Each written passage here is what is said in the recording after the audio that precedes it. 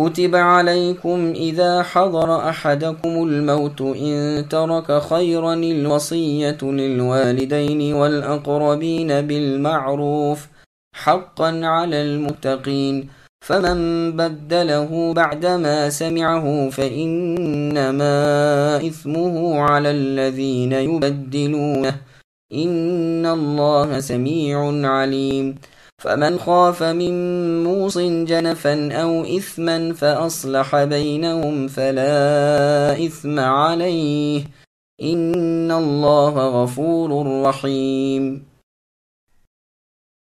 تم پر فرض کر دیا گیا ہے کہ جب تم میں سے کوئی مرنے لگے اور مال چھوڑے تو اپنے ماں باپ اور قرابت دار کے لیے اچھائی کے ساتھ وصیت کر جائے، پرہیزگاروں پر یہ حق اور ثابت ہے۔ اب جو شخص اسے سننے کے بعد بدل دے اس کا گناہ بدلنے والے پر ہی ہوگا۔ اللہ تعالیٰ سننے والے جاننے والے ہیں۔ ہاں، جو شخص وصیت کرنے والے کے ایک طرف مائل ہونے یا گناہ کے وصیت کر دینے سے ڈرے اور ان کی آپس میں اصلاح کرا دے، اس پر گناہ نہیں، اللہ تعالیٰ بخشنے والے مہربان ہے۔ سامعین، اب آیتوں کی تفسیر سماعت کیجیے۔ وصیت کا مطلب اور تفصیل۔ اس آیت میں ماں باپ اور قرابت داروں کے لیے وصیت کرنے کا حکم ہو رہا ہے۔ صحیح اقوال کے مطابق میراث کے حکم سے پہلے یہ واجب تھا، لیکن میراث کے احکام نے اس وصیت کے حکم کو منسوخ کر دیا۔ ہر وارث اپنا مقررہ حصہ بغیر وصیت کے لے لے گا۔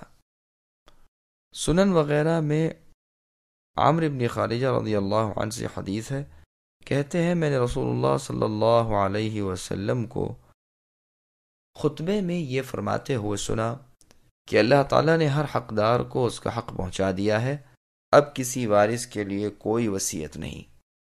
سنن نبی داؤد میں ابن عباس رضی اللہ عنہما سے مروی ہے کہ وہ سورہ بقرہ کی تلاوت کرتے ہیں، جب اس آیت پر پہنچتے ہیں تو فرماتے ہیں یہ آیت منسوخ ہے۔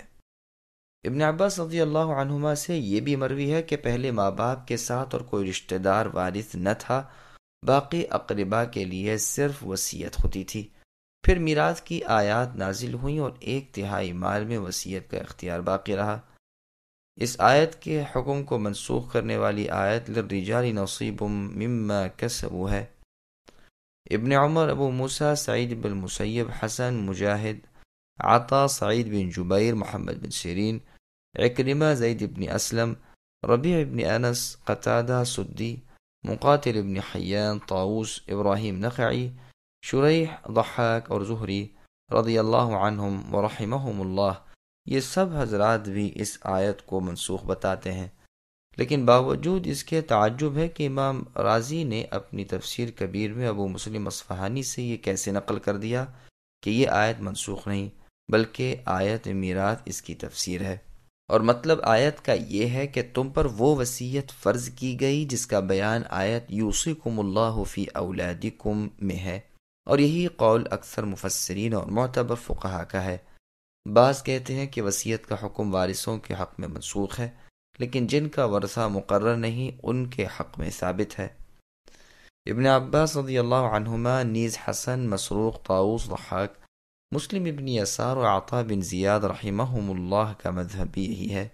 میں کہتا ہوں سعید بن جبیر، ربیع ابن انس، قتادہ اور مقاتل ابن حیان رحمۃ اللہ علیہم بھی یہی کہتے ہیں، لیکن ان حضرات کے اس قول کی بنا پر بعد کے فقہا کی اصلاح میں یہ آیت منسوخ نہیں ٹھہرتی، اس لیے کہ میراث کی آیت سے وہ لوگ تو اس حکم سے مخصوص ہو گئے جن کا حصہ شریعت نے خود مقرر کیا ہے، اور جو اس سے پہلے اس آیت کے حکم کی روح سے وصیت میں داخل تھے، کیونکہ قرابت دار عام ہے خواہ ان کا ورثہ مقرر ہو یا نہ ہو، تو اب وصیت ان کے لیے رہی جو وارث نہیں، اور جو وارث ہیں ان کے حق میں نہ رہی۔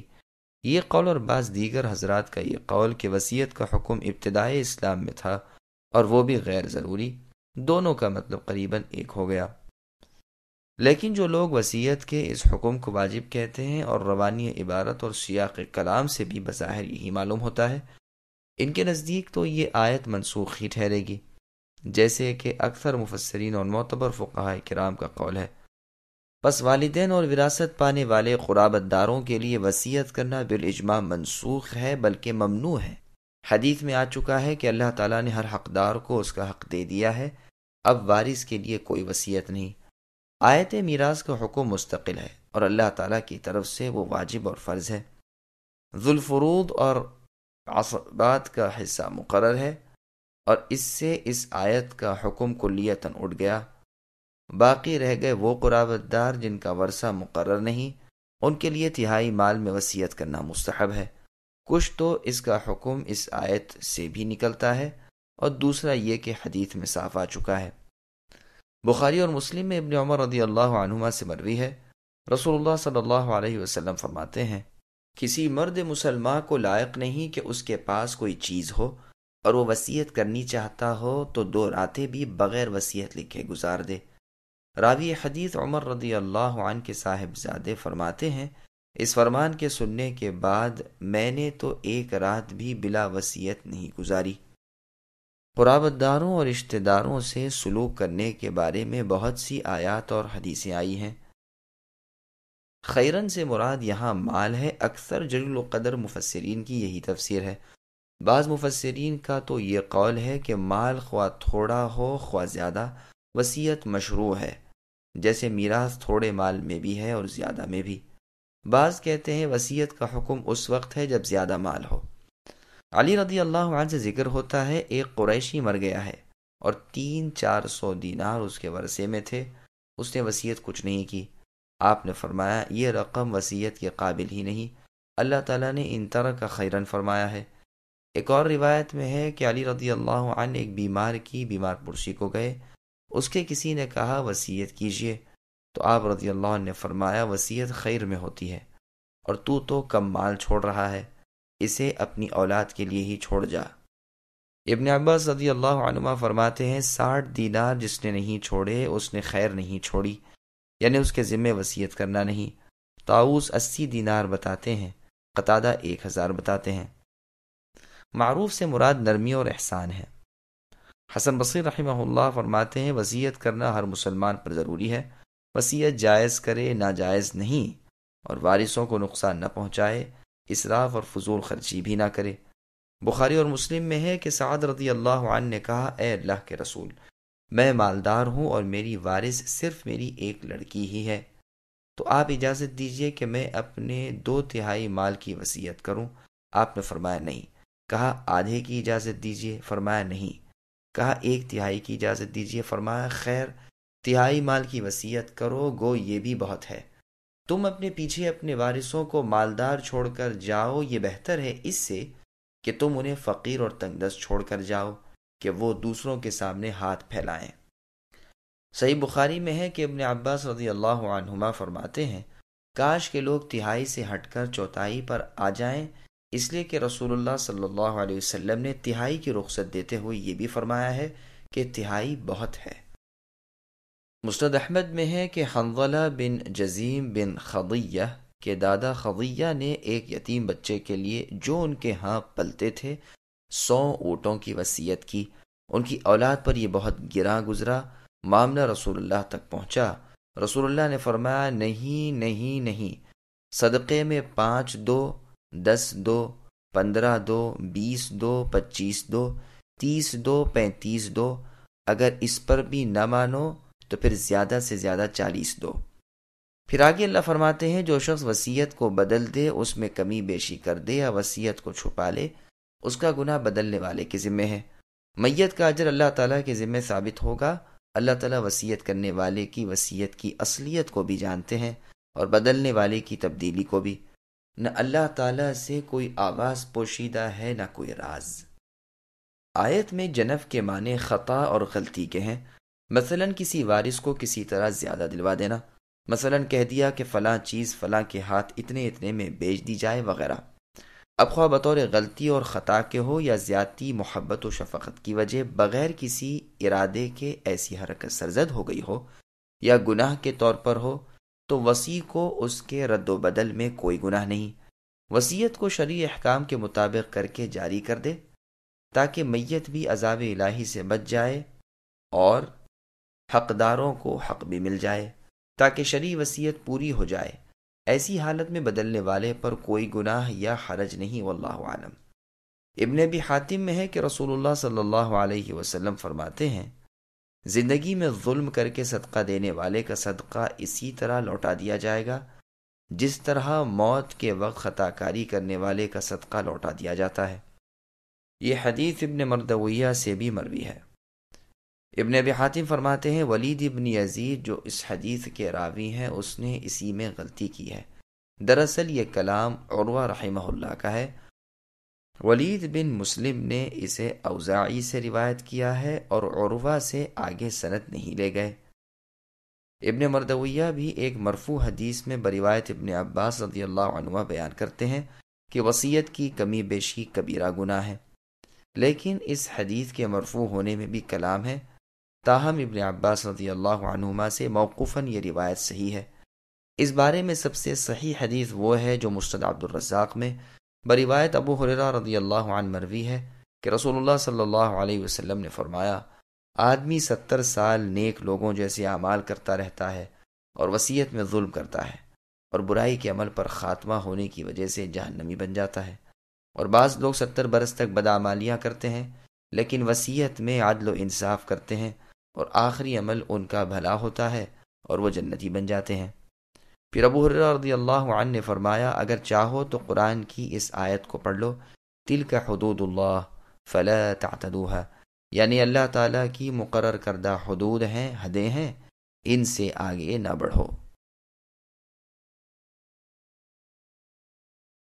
يا أيها الذين آمنوا كتب عليكم الصيام كما كتب على الذين من قبلكم لعلكم تتقون أياما معدودات فمن كان منكم مريضا أو على سفر فعدة من أيام أخر وعلى الذين يطيقونه فدية طعام مسكين فمن تطوع خيرا فهو خير له وأن تصوموا خير لكم إن كنتم تعلمون۔ اے ایمان والو، تم پر روزے فرض کیے گئے جس طرح تم سے اگلے لوگوں پر فرض کیے گئے تھے تاکہ تم بچ جاؤ۔ گنتی کے چند ہی دن ہیں، لیکن تم میں سے جو شخص بیمار ہو یا سفر میں ہو تو وہ اور دنوں میں اس گنتی کو پورا کر لے۔ طاقت رکھنے والے فدیہ میں ایک مسکین کو کھانا دیں، اور جو شخص نیکی میں سبقت کرے وہ اسی کے لیے بہتر ہے، لیکن تمہارے حق میں افضل کام روزے رکھنا ہی ہے اگر تم باعلم ہو۔ سامعین، اب ان آیتوں کی تفسیر سماعت کیجیے۔ فرضیت روزہ یعنی روزے کے فرض ہونے کا ذکر اور اس کے مقاصد۔ اللہ تعالیٰ اس امت کے ایمانداروں کو مخاطب کر کے انہیں حکم دے رہے ہیں کہ روزے رکھو۔ روزے کے معنی اللہ تعالیٰ کے فرمان کی بجاوری کی خالص نیت کے ساتھ کھانے پینے اور جماع یعنی ہم بستری سے رک جانے کے ہیں۔ اس سے فائدہ یہ ہے کہ نفس انسان پاک صاف اور طیب و طاہر ہو جاتا ہے، ردی اخلاق اور واہی اخلاق سے انسان بچ جاتا ہے۔ اس حکم کے ساتھ ہی اللہ فرماتے ہیں کہ اس حکم کے ساتھ تم تنہا نہیں بلکہ تم سے اگلوں کو بھی روزوں کا حکم تھا۔ اس بیان سے یہ بھی مقصد ہے کہ یہ امت اس فریضے کی بجاوری میں اگلی امتوں سے پیچھے نہ رہ جائے، جیسے اور جگہ اللہ کا ارشاد ہے، لِكُلٍّ جَعَلْنَا مِنْكُمْ شِرْعَةً وَمِنْهَاجًا، یعنی ہر ایک کے لیے ایک طریقہ اور راستہ ہے۔ اگر اللہ چاہتے تو تم سب کو ایک ہی امت کر دیتے، لیکن وہ تمہیں آزما رہے ہیں۔ تمہیں چاہیے کہ نیکیوں میں سبقت کرتے رہو۔ یہی یہاں بھی فرمایا کہ تم پر بھی روزے اسی طرح فرض ہیں جس طرح تم سے اگلوں پر تھے۔ روزوں سے بدن کی پاکیزگی ہے اور شیطانی کاموں سے بچنا بھی ہے۔ بخاری اور مسلم میں ہے، رسول اللہ صلی اللہ علیہ وسلم فرماتے ہیں، اے جوانوں، تم میں سے جس میں نکاح کی طاقت ہو وہ نکاح کر لے، اور جسے طاقت نہ ہو وہ روزے رکھے، اس لیے کہ یہ روزہ رکھنا جوش کو سرد کر دے گا۔ پھر روزوں کی مقدار بیان ہو رہی ہے کہ یہ چند ہی دن ہیں تاکہ کوئی اکتا نہ جائے اور ادائیگی سے قاصر نہ ہو، بلکہ ذوق و شوق سے اللہ کے اس فریضے کو بجا لائے۔ پہلے تو ہر ماہ میں 3 روزوں کا حکم ہوا، پھر اگلا حکم منسوخ ہوا۔ اس کا مفصل بیان آ رہا ہے انشاءاللہ۔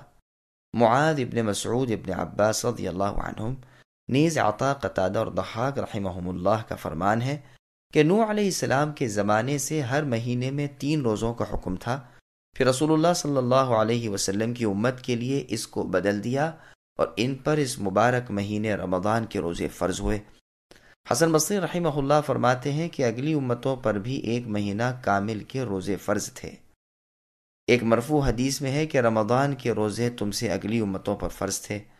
ابن عمر رضی اللہ عنہما فرماتے ہیں کہ اگلی امتوں کو یہ حکم تھا کہ جب وہ عشاء کی نماز ادا کر لیں اور سو جائیں تو ان پر کھانا پینا، عورتوں سے مباشرت کرنا حرام ہو جاتا تھا۔ ابن عباس رضی اللہ عنہما فرماتے ہیں اگلے لوگوں سے مراد اہل کتاب ہیں۔ پھر بیان ہو رہا ہے کہ تم میں سے جو شخص ماہ رمضان میں بیمار ہو یا سفر میں ہو تو وہ اس حالت میں روزے چھوڑ دے، مشقت نہ اٹھائے، اور اس کے بعد دوسرے دنوں میں جب کہ وہ عذر ہٹ جائیں قضا کر لیں۔ ہاں، ابتدائے اسلام میں جو شخص تندرست ہو اور مسافر بھی نہ ہو اسے بھی اختیار تھا خواہ روزے رکھے خواہ نہ رکھے، اور فدیہ میں 1 مسکین کو کھانا کھلا دے۔ اگر 1 سے زیادہ کو کھلائے تو افضل تھا، گو روزے رکھنا فدیہ دینے سے زیادہ بہتر تھا۔ ابن مسعود اور ابن عباس رضی اللہ عنہما، نیز مجاہد، طاؤس اور مقاتل رحمہم اللہ وغیرہ بھی یہی فرماتے ہیں۔ نماز کی تبدیلی کی 3 حالتیں۔ مسند احمد میں ہے، معاذ بن جبل رضی اللہ عنہ فرماتے ہیں کہ نماز اور روزے کی 3 حالتیں بدلی گئیں۔ پہلی تبدیلی یہ ہوئی کہ 16-17 مہینے تک مدینے میں آ کر رسول اللہ صلی اللہ علیہ وسلم نے بیت المقدس کی طرف نماز ادا کی، پھر قد نری تقلب وجہک والی آیت اتری اور مکے کی طرف آپ نے منہ پھیرا۔ دوسری تبدیلی یہ ہوئی کہ نماز کے لیے ایک آدمی دوسرے کو بلاتا تھا اور جمع ہو جاتے تھے، لیکن اس سے آخر عاجز ہو گئے۔ پھر ایک انصاری عبداللہ ابن یزید ابن عبد ربہ رضی اللہ عنہ رسول اللہ کی خدمت میں حاضر ہوئے اور عرض کی، اے اللہ کے رسول، میں نے خواب میں دیکھا، لیکن وہ خواب گویا بیداری کی سی حالت میں تھا کہ ایک شخص سبز رنگ کا حلہ یعنی جوڑا پہنے ہوئے ہے اور قبلے کی طرف متوجہ ہو کر کہہ رہا ہے، اللہ اکبر، اشہد ان لا الہ الا اللہ 2 مرتبہ۔ غرض یوں ہی اذان پوری کی، پھر تھوڑی دیر کے بعد اس نے تکبیر کہی جس میں قد قامت الصلاۃ بھی 2 مرتبہ کہا۔ رسول اللہ نے فرمایا، بلال کو یہ سکھاؤ، وہ آذان کہیں گے۔ چنانچہ سب سے پہلے بلال رضی اللہ عنہ نے آذان کہی۔ دوسری روایت میں ہے کہ عمر رضی اللہ عنہ نے بھی آ کر اپنا یہی خواب بیان کیا تھا، لیکن ان سے پہلے زید رضی اللہ عنہ آ چکے تھے۔ تیسری تبدیلی یہ ہوئی کہ پہلے یہ دستور تھا کہ رسول اللہ صلی اللہ علیہ وسلم نماز پڑھا رہے ہیں، کوئی آیا کچھ رکعتیں ہو چکی ہیں تو وہ کسی سے دریافت کرتا کہ کتنی رکعتیں ہو چکی ہیں، وہ یعنی نمازی جواب دیتا کہ اتنی رکعتیں پڑھ لی ہیں، وہ اتنی رکعتیں ادا کرتا، پھر رسول اللہ کے ساتھ مل جاتا۔ معاذ رضی اللہ عنہ ایک مرتبہ آئے اور کہنے لگے کہ میں تو رسول اللہ کو جس حال میں پاؤں گا اسی میں مل جاؤں گا، اور جو نماز رہ گئی ہے اسے رسول اللہ کے سلام پھیرنے کے بعد ادا کر لوں گا۔ چنانچہ انہوں نے یہی کیا، اور رسول اللہ صلی اللہ علیہ وسلم کے سلام پھیرنے کے بعد اپنی رہی ہوئی رکعتیں ادا کرنے کے لیے کھڑے ہوئے۔ رسول اللہ نے انہیں دیکھ کر فرمایا، معاذ نے تمہارے لیے یہ اچھا طریقہ نکالا ہے، تم بھی اب یوں ہی کیا کرو۔ یہ 3 تبدیلیاں تو نماز کی ہوئیں۔ روزوں کی تبدیلیاں سنیے۔ روزوں کی تبدیلی۔ پہلی تبدیلی، نبی صلی اللہ علیہ وسلم جب مدینے میں آئے تو ہر مہینے میں 3 روزے رکھتے تھے اور عاشورے کا روزہ رکھا کرتے تھے، یعنی محرم میں۔ پھر اللہ تعالیٰ نے کتب علیکم الصیام نازل فرما کر رمضان کے روزے فرض کیے۔ دوسری تبدیلی، ابتداءً یہ حکم تھا کہ جو چاہے روزہ رکھے، جو چاہے روزہ نہ رکھے اور فدیہ دے دے۔ پھر یہ آیت اتری، فمن شہد منکم الشہر فلیصم، یعنی تم میں سے مسلمانوں جو شخص رمضان کے مہینے میں قیام کی حالت میں ہو یعنی سفر پر نہ ہو روزہ رکھا کرے۔ پس جو شخص مقیم ہو، مسافر نہ ہو، تندرست ہو، بیمار نہ ہو، اس پر روزہ رکھنا ضروری ہو گیا۔ ہاں، بیمار اور مسافر کے لیے رخصت ملی، اور ایسا بوڑھا معذور جو روزے کی طاقت ہی نہ رکھتا ہو اسے بھی رخصت دی گئی۔ تیسری تبدیلی، تیسری حالت یہ کہ ابتداءً میں کھانا پینا، عورتوں کے پاس آنا سونے سے پہلے پہلے جائز تھا۔ سو گیا تو پھر گو رات ہی کو جاگے، لیکن کھانا پینا اور جماع اس کے لیے منع تھا۔ پھر ابو قیس سرما نامی ایک انصاری صحابی رضی اللہ عنہ دن بھر کام کاج کر کے رات کو تھکے ہارے گھر آئے، عشاء کی نماز ادا کی اور نیند آ گئی۔ دوسرے دن کچھ کھائے پیے بغیر روزہ رکھا، لیکن حالت بہت نازک ہو گئی۔ رسول اللہ نے پوچھا کہ یہ کیا بات ہے؟ تو انہوں نے سارا واقعہ سنا دیا۔ ادھر یہ واقعہ تو ان کے ساتھ ہوا، ادھر عمر رضی اللہ عنہ نے سو جانے کے بعد اپنی بیوی سے جماع کر لیا اور رسول اللہ کے پاس آ کر حسرت و افسوس کے ساتھ اپنے اس قصور کا اقرار کیا، جس پر یہ آیت وَحِلَّ لَكُمْ لَيْلَةَ الصِّيَامِ الرَّفَثُ إِلَى نِسَائِكُمْ ثُمَّ أَتِمُّوا الصِّيَامَ إِلَى اللَّيْلِ تک نازل ہوئی، اور مغرب کے بعد سے لے کر صبح صادق کے طلوع ہونے تک رمضان کی راتوں میں کھانے پینے اور اپنی بیوی سے جماع کرنے کی رخصت دی گئی۔ بخاری اور مسلم میں عائشہ رضی اللہ عنہا سے مروی ہے کہ پہلے عاشورہ کا روزہ رکھا جاتا تھا، جب رمضان کی فرضیت نازل ہوئی تو اب ضروری نہ رہا، جو چاہتا عاشورے کا روزہ رکھ لیتا، جو نہ چاہتا نہ رکھتا۔ یہ ابن عمر اور ابن مسعود رضی اللہ عنہما سے بھی مروی ہے۔ انتہائی بوڑھا، حاملہ عورت یا دودھ پلانے والی عورت کے روزوں کا حکم۔ وعلی الذین یطیقونہ کا مطلب معاذ رضی اللہ عنہ یہ بیان فرماتے ہیں کہ ابتدائے اسلام میں جو چاہتا روزہ رکھتا، جو چاہتا نہ رکھتا، اور ہر روزے کے بدلے ایک مسکین کو کھانا کھلا دیتا۔ سلمہ بن اکوع رضی اللہ عنہ سے بھی صحیح بخاری میں ایک روایت آئی ہے کہ اس آیت کے نازل ہونے کے بعد جو شخص چاہتا افطار کرتا اور فدیہ دے دیتا، یہاں تک کہ اس کے بعد کی آیت شہر رمضان الذی اتری اور یہ آیت وعلی الذین یطیقونہ منسوخ ہو گئی۔ ابن عمر رضی اللہ عنہما بھی اس کو منسوخ کہتے ہیں۔ ابن عباس رضی اللہ عنہما فرماتے ہیں یہ منسوخ نہیں، مراد اس سے بوڑھا مرد اور بوڑھی عورت جسے روزے کی طاقت نہ ہو۔ ابن ابی لیلہ کہتے ہیں کہ عطا رحمہ اللہ کے پاس میں رمضان کے مہینے میں گیا، دیکھا کہ وہ کھانا کھا رہے ہیں، مجھے دیکھ کر فرمانے لگے کہ ابن عباس رضی اللہ عنہما کا قول ہے کہ اس آیت نے پہلی آیت کو منسوخ کر دیا، اب یہ حکم صرف بہت زیادہ کمزور بوڑھے بڑے کے لیے ہیں۔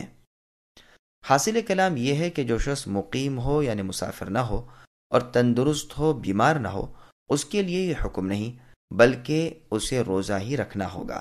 ہاں ایسے بوڑھے بڑے معمر اور کمزور آدمی جنہیں روزے کی طاقت ہی نہ ہو وہ روزہ نہ رکھیں اور نہ ان پر قضا ضروری ہے، لیکن اگر وہ مالدار ہوں تو کیا انہیں کفارہ بھی دینا پڑے گا یا نہیں، اس میں اختلاف ہے۔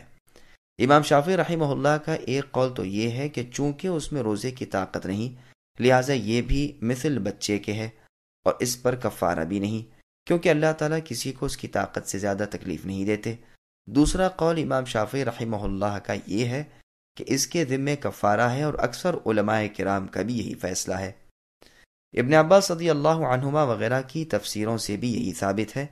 امام بخاری رحمہ اللہ کا پسندیدہ مسئلہ بھی یہی ہے، وہ فرماتے ہیں کہ بہت بڑا عمر والا بوڑھا جسے روزے کی طاقت نہ ہو تو وہ فدیہ دے دے، جیسے انس بن مالک رضی اللہ عنہ نے اپنی بڑی عمر میں بڑھاپے کے آخری وقتوں میں 1-2 سال تک روزے نہ رکھا اور ہر روزے کے بدلے روٹی گوشت تیار کر کے 30 مسکینوں کو بلا کر کھلا دیا۔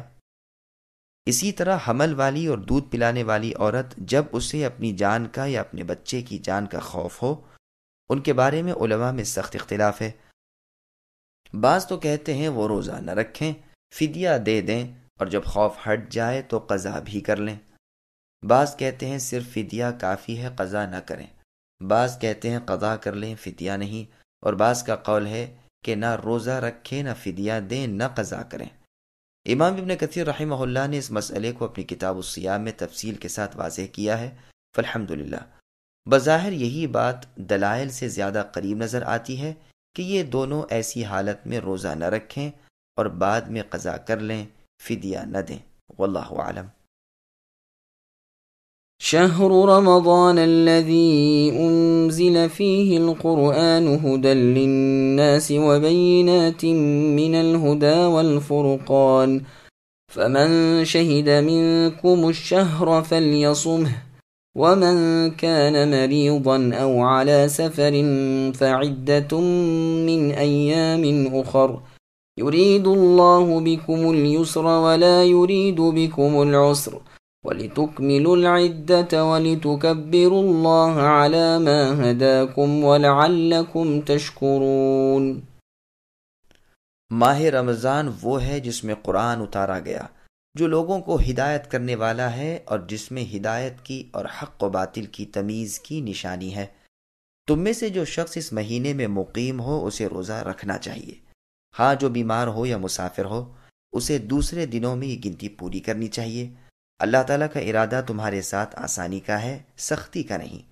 وہ چاہتے ہیں کہ تم گنتی پوری کر لو اور اللہ تعالیٰ کی دی ہوئی ہدایت پر اللہ کی بڑائیاں بیان کرو اور اللہ کا شکر کرو۔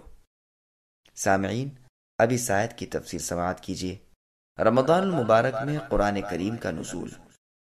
مسند احمد کی ایک روایت میں ہے کہ زبور رمضان کی 12ویں تاریخ کو اور انجیل 18ویں تاریخ کو نازل ہوئی۔ سابقہ تمام صحائف اور تورات، انجیل اور زبور وغیرہ جس پیغمبر پر نازل ہوئیں ایک ساتھ ایک ہی مرتبہ اتری، لیکن قرآن کریم بیت العزہ سے آسمان دنیا تک تو ایک ساتھ ایک مرتبہ نازل ہوا اور پھر وقتاً فوقتاً حسب ضرورت زمین پر نازل ہوتا رہا۔ یہی مطلب ہے اِنَّا أَنزَلْنَاهُ فِي لَيْلَةِ الْقَدْرِ اور اِنَّا أَنزَلْنَاهُ فِي لَيْلَةٍ مُبَارَكَةٍ اور انزل فیہ القرآن کا مطلب یہ ہے کہ قرآن کریم ایک ساتھ آسمان اول پر رمضان المبارک کے مہینے میں لیلۃ القدر کو نازل ہوا، اور لیلۃ القدر کو لیلۃ مبارکہ بھی کہا ہے۔ ابن عباس رضی اللہ عنہما وغیرہ سے یہی مروی ہے۔ آپ سے جب یہ سوال ہوا کہ قرآن کریم تو مختلف مہینوں میں برسوں میں جا کر مکمل ہوا، تو پھر رمضان میں اور وہ بھی لیلۃ القدر میں اترنے کے کیا معنی؟ تو آپ نے یہی مطلب بیان کیا۔ ابن مردویہ وغیرہ۔ آپ سے یہ بھی مروی ہے کہ آدھے رمضان میں قرآن کریم آسمان دنیا کی طرف اترا، بیت العزہ میں رکھا گیا، پھر حسب ضرورت واقعات اور سوالات پر تھوڑا تھوڑا اترتا رہا اور 20 سال میں اس کا نزول مکمل ہوا۔ اس میں بہت سی آیات کفار کے جواب میں بھی اتری۔ کفار کا ایک اعتراض یہ بھی تھا کہ یہ قرآن کریم ایک ساتھ سارے کا سارا کیوں نہیں اترا، جس کے جواب میں فرمایا گیا لِنُثَبِّتَ بِهِ فُؤَادَكَ وَرَتَّلْنَاهُ تَرْتِيلًا، یہ اس لیے کہ اے نبی آپ کے دل کو برقرار اور مضبوط رکھیں وغیرہ۔ پھر قرآن کریم کی تعریف میں بیان ہو رہا ہے کہ یہ لوگوں کے دلوں کی ہدایت ہے اور اس میں واضح اور روشن دلیلیں ہیں۔ تدبر اور غور و فکر کرنے والا اس سے صحیح راستے پر پہنچ سکتا ہے۔ یہ حق و باطل، حرام و حلال میں فرق ظاہر کرنے والا ہے، ہدایت و گمراہی اور رشد و برائی میں جدائی کرنے والا ہے۔ بعض سلف سے منقول ہے کہ صرف رمضان کہنا مکروہ ہے، شہر رمضان یعنی رمضان کا مہینہ کہنا چاہیے۔ ابو ہریرہ رضی اللہ عنہ سے مروی ہے رمضان نہ کہو، یہ اللہ تعالیٰ کا نام ہے، شہر رمضان یعنی رمضان کا مہینہ کہا کرو۔ مجاہد اور محمد بن کعب القرظی رحمہم اللہ سے بھی یہی مروی ہے۔ ابن عباس رضی اللہ عنہما، زید بن ثابت رضی اللہ عنہ کا مذہب اس کے خلاف ہے۔ رمضان نہ کہنے کے بارے میں ایک مرفوع حدیث بھی ہے، لیکن سندن وہ صحیح نہیں ہے۔ امام بخاری رحمہ اللہ نے بھی اس کے رد میں باب باندھ کر بہت سی حدیثیں بیان فرمائی ہیں کہ رمضان کو رمضان کہا جا سکتا ہے۔ ایک حدیث میں ہے جو شخص رمضان کے روزے ایمان اور نیک نیتی کے ساتھ رکھے اس کے سب اگلے گناہ بخش دیے جاتے ہیں وغیرہ۔ بیمار اور مسافر کے لیے روزے کی رخصت۔ غرض اس آیت سے ثابت ہوا کہ جب رمضان کا چاند نظر آ جائے تو کوئی شخص اپنے گھر میں ہو، سفر میں نہ ہو اور تندرست بھی ہو، اسے روزے رکھنا لازمی اور ضروری ہیں۔ پہلے اس قسم کے لوگوں کو بھی جو رخصت تھی وہ ختم ہو گئی۔ اس کا بیان فرما کر پھر بیمار اور مسافر کی رخصت کا بیان کیا کہ یہ لوگ روزہ ان دنوں میں نہ رکھیں، بعد میں قضا کر لیں، یعنی جس کے بدن میں کوئی تکلیف ہو جس کی وجہ سے روزے میں مشقت پڑے یا تکلیف بڑھ جائے یا سفر میں ہو تو افطار کر لے، اور جتنے روزے رہ جائیں بعد میں قضا کر لے۔ پھر ارشاد ہوتا ہے کہ ان حالتوں میں رخصت عطا فرما کر تمہیں مشقت سے بچا لینا یہ سراسر ہماری رحمت کا ظہور ہے اور احکام اسلام میں آسانی ہے۔ اب یہاں چند مسائل بھی سنیے۔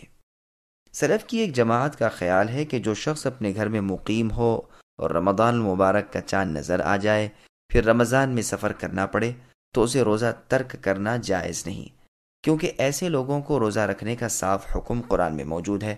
ہاں ان لوگوں کا بحالت سفر روزہ چھوڑنا جائز ہے جو سفر میں ہوں اور رمضان کا مہینہ آ جائے۔ لیکن یہ قول انتہائی زیادہ غریب و عجیب ہے۔ ابو محمد ابن حزم رحمہ اللہ نے اپنی کتاب المحلہ میں صحابہ اور تابعین کی ایک جماعت کا یہی مذہب نقل کیا ہے، لیکن اس میں کلام ہے، واللہ اعلم۔ نبی صلی اللہ علیہ وسلم رمضان المبارک میں فتح مکہ کے غزوے کے لیے نکلے، روزے سے تھے، کدید میں پہنچ کر روزہ افطار کیا اور لوگوں کو بھی حکم دیا کہ روزہ توڑ دیں، جیسا کہ بخاری اور مسلم میں ہے۔ صحابہ اور تابعین کی ایک جماعت نے کہا ہے کہ سفر میں روزہ توڑ دینا واجب ہے، کیونکہ قرآن کریم میں ہے فَعِدَّةٌ مِّنْ أَيَّامٍ أُخَرَ، لیکن صحیح قول جو جمہور کا مذہب ہے یہ ہے کہ آدمی کو اختیار ہے خواہ رکھے خواہ نہ رکھے، اس لیے کہ ماہ رمضان میں لوگ رسول اللہ کے ساتھ نکلتے تھے، بعض روزے سے ہوتے تھے، بعض روزے سے نہیں ہوتے تھے، بس وہ ایک دوسرے پر کوئی قدغن نہیں لگاتے تھے، جیسا کہ بخاری میں ہے۔ اگر افطار واجب ہوتا تو روزے رکھنے والوں پر انکار کیا جاتا، بلکہ خود نبی سے بحالت سفر روزہ رکھنا ثابت ہے۔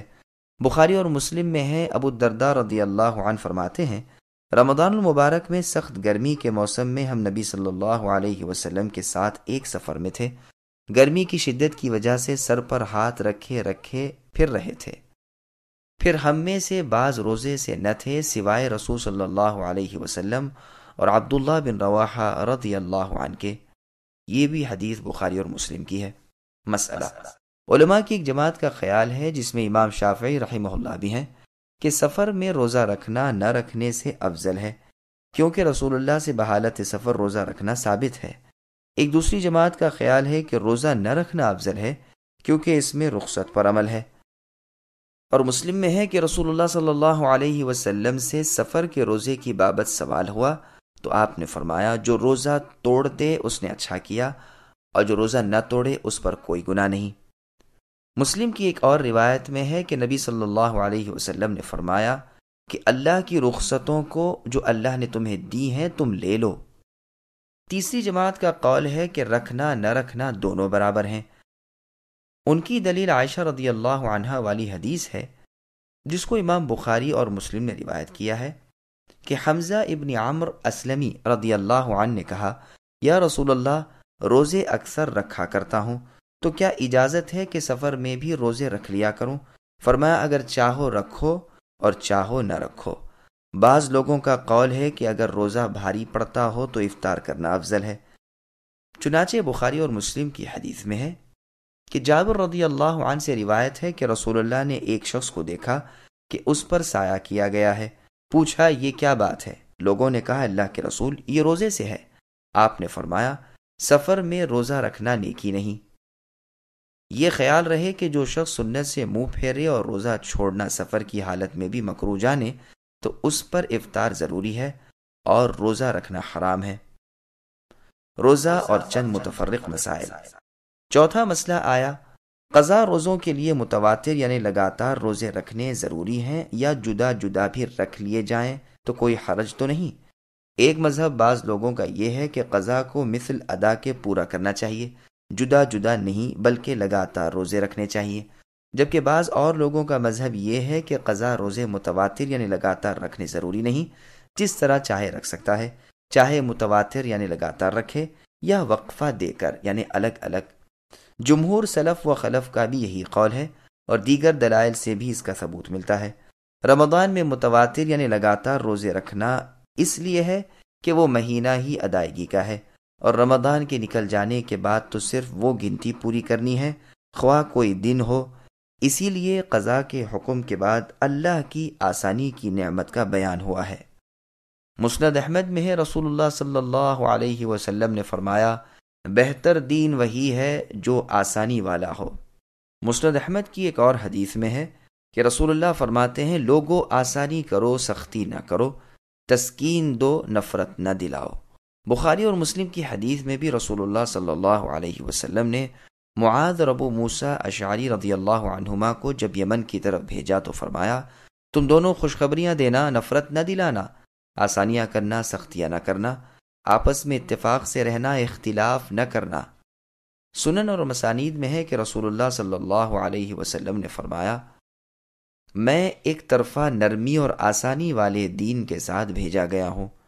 پس آیت کا مطلب یہ ہوا کہ مریض اور مسافر وغیرہ کو یہ رخصت دینا اور انہیں معذور جاننا اس لیے ہے کہ اللہ تعالیٰ کا ارادہ آسانی کا ہے، سختی کا نہیں، اور قضا کا حکم گنتی کے پورا کرنے کے لیے ہے، اور اللہ کی رحمت، نعمت، ہدایت اور عبادت پر تمہیں اللہ تبارک و تعالیٰ کی بڑائی اور ذکر کرنا چاہیے، جیسے حج کے موقع پر فرمایا فَإِذَا قَضَيْتُم مَنَاسِكَكُمْ فَاذْكُرُوا اللَّهَ، یعنی جب احکام حج ادا کر چکو تو اللہ کو یاد کرو۔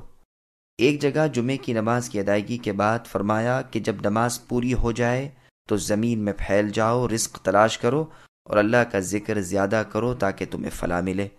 اور جگہ فرمایا وَسَبِّحْ بِحَمْدِ رَبِّكَ، یعنی سورج کے نکلنے سے پہلے، سورج کے غروب ہونے سے پہلے، رات کو اور سجدوں کے بعد اللہ تعالیٰ کی تسبیح بیان کیا کرو۔ اسی لیے مسنون طریقہ یہ ہے کہ ہر فرض نماز کے بعد اللہ تعالیٰ کی حمد و تسبیح اور تکبیر 33 مرتبہ پڑھنی چاہیے۔ ابن عباس رضی اللہ عنہما سے روایت ہے کہ ہم رسول اللہ صلی اللہ علیہ وسلم کا نماز سے فارغ ہونا صرف اللہ اکبر کی آوازوں سے جانتے تھے، جیسا کہ صحیح بخاری اور مسلم میں ہے۔ یہ آیت دلیل ہے اس امر کی کہ عید الفطر میں بھی تکبیریں پڑھنی چاہیے۔ داؤد ابن علی اصبہانی ظاہری رحمہ اللہ کا مذہب ہے کہ اس آیت کی روح سے عید میں تکبیروں کا کہنا واجب ہے، کیونکہ اس امر میں صیغہ امر کا ہے، وَلِتُكَبِّرُوا اللَّهَ عَلَى مَا هَدَاكُمْ، جبکہ حنفیوں کا مذہب اس کے خلاف ہے۔ وہ کہتے ہیں کہ اس عید میں تکبیریں پڑھنا مسنون نہیں۔ باقی بزرگان دین علماء سلف اسے مستحب بتاتے ہیں، گو بعض تفصیلات میں قدر اختلاف ہے۔ پھر آگے اللہ فرماتے ہیں کہ تم شکر کرو، یعنی اللہ تعالیٰ کے احکام بجا لا کر، اللہ کے فرائض کو ادا کر کے، اللہ کے حرام کردہ کاموں سے بچ کر، اللہ کی حدوں کی حفاظت کر کے تم شکر گزار بندے بن جاؤ۔ وَإِذَا سَأَلَكَ عِبَادِي عَنِّي فَإِنِّي قَرِيبٌ أُجِيبُ دَعْوَةَ الدَّاعِ إِذَا دَعَانِ فَلْيَسْتَجِيبُوا لِي وَلْيُؤْمِنُوا بِي لَعَلَّهُمْ يَرْشُدُونَ۔ اور جب اے نبی میرے بندے میرے بارے میں آپ سے سوال کریں تو آپ کہہ دیجئے کہ میں بہت ہی قریب ہوں، ہر پکارنے والے کی پکار کو جب بھی وہ مجھے پکارے میں قبول کرتا ہوں۔ پس لوگوں کو بھی چاہیے کہ وہ میری بات مان لیا کریں اور مجھ پر ایمان رکھیں، یہی ان کے بھلائی کا باعث ہے۔ سامعین اب اس آیت کی تفسیر سماعت کیجیے۔ آداب دعا اور قبولیت کی شروط۔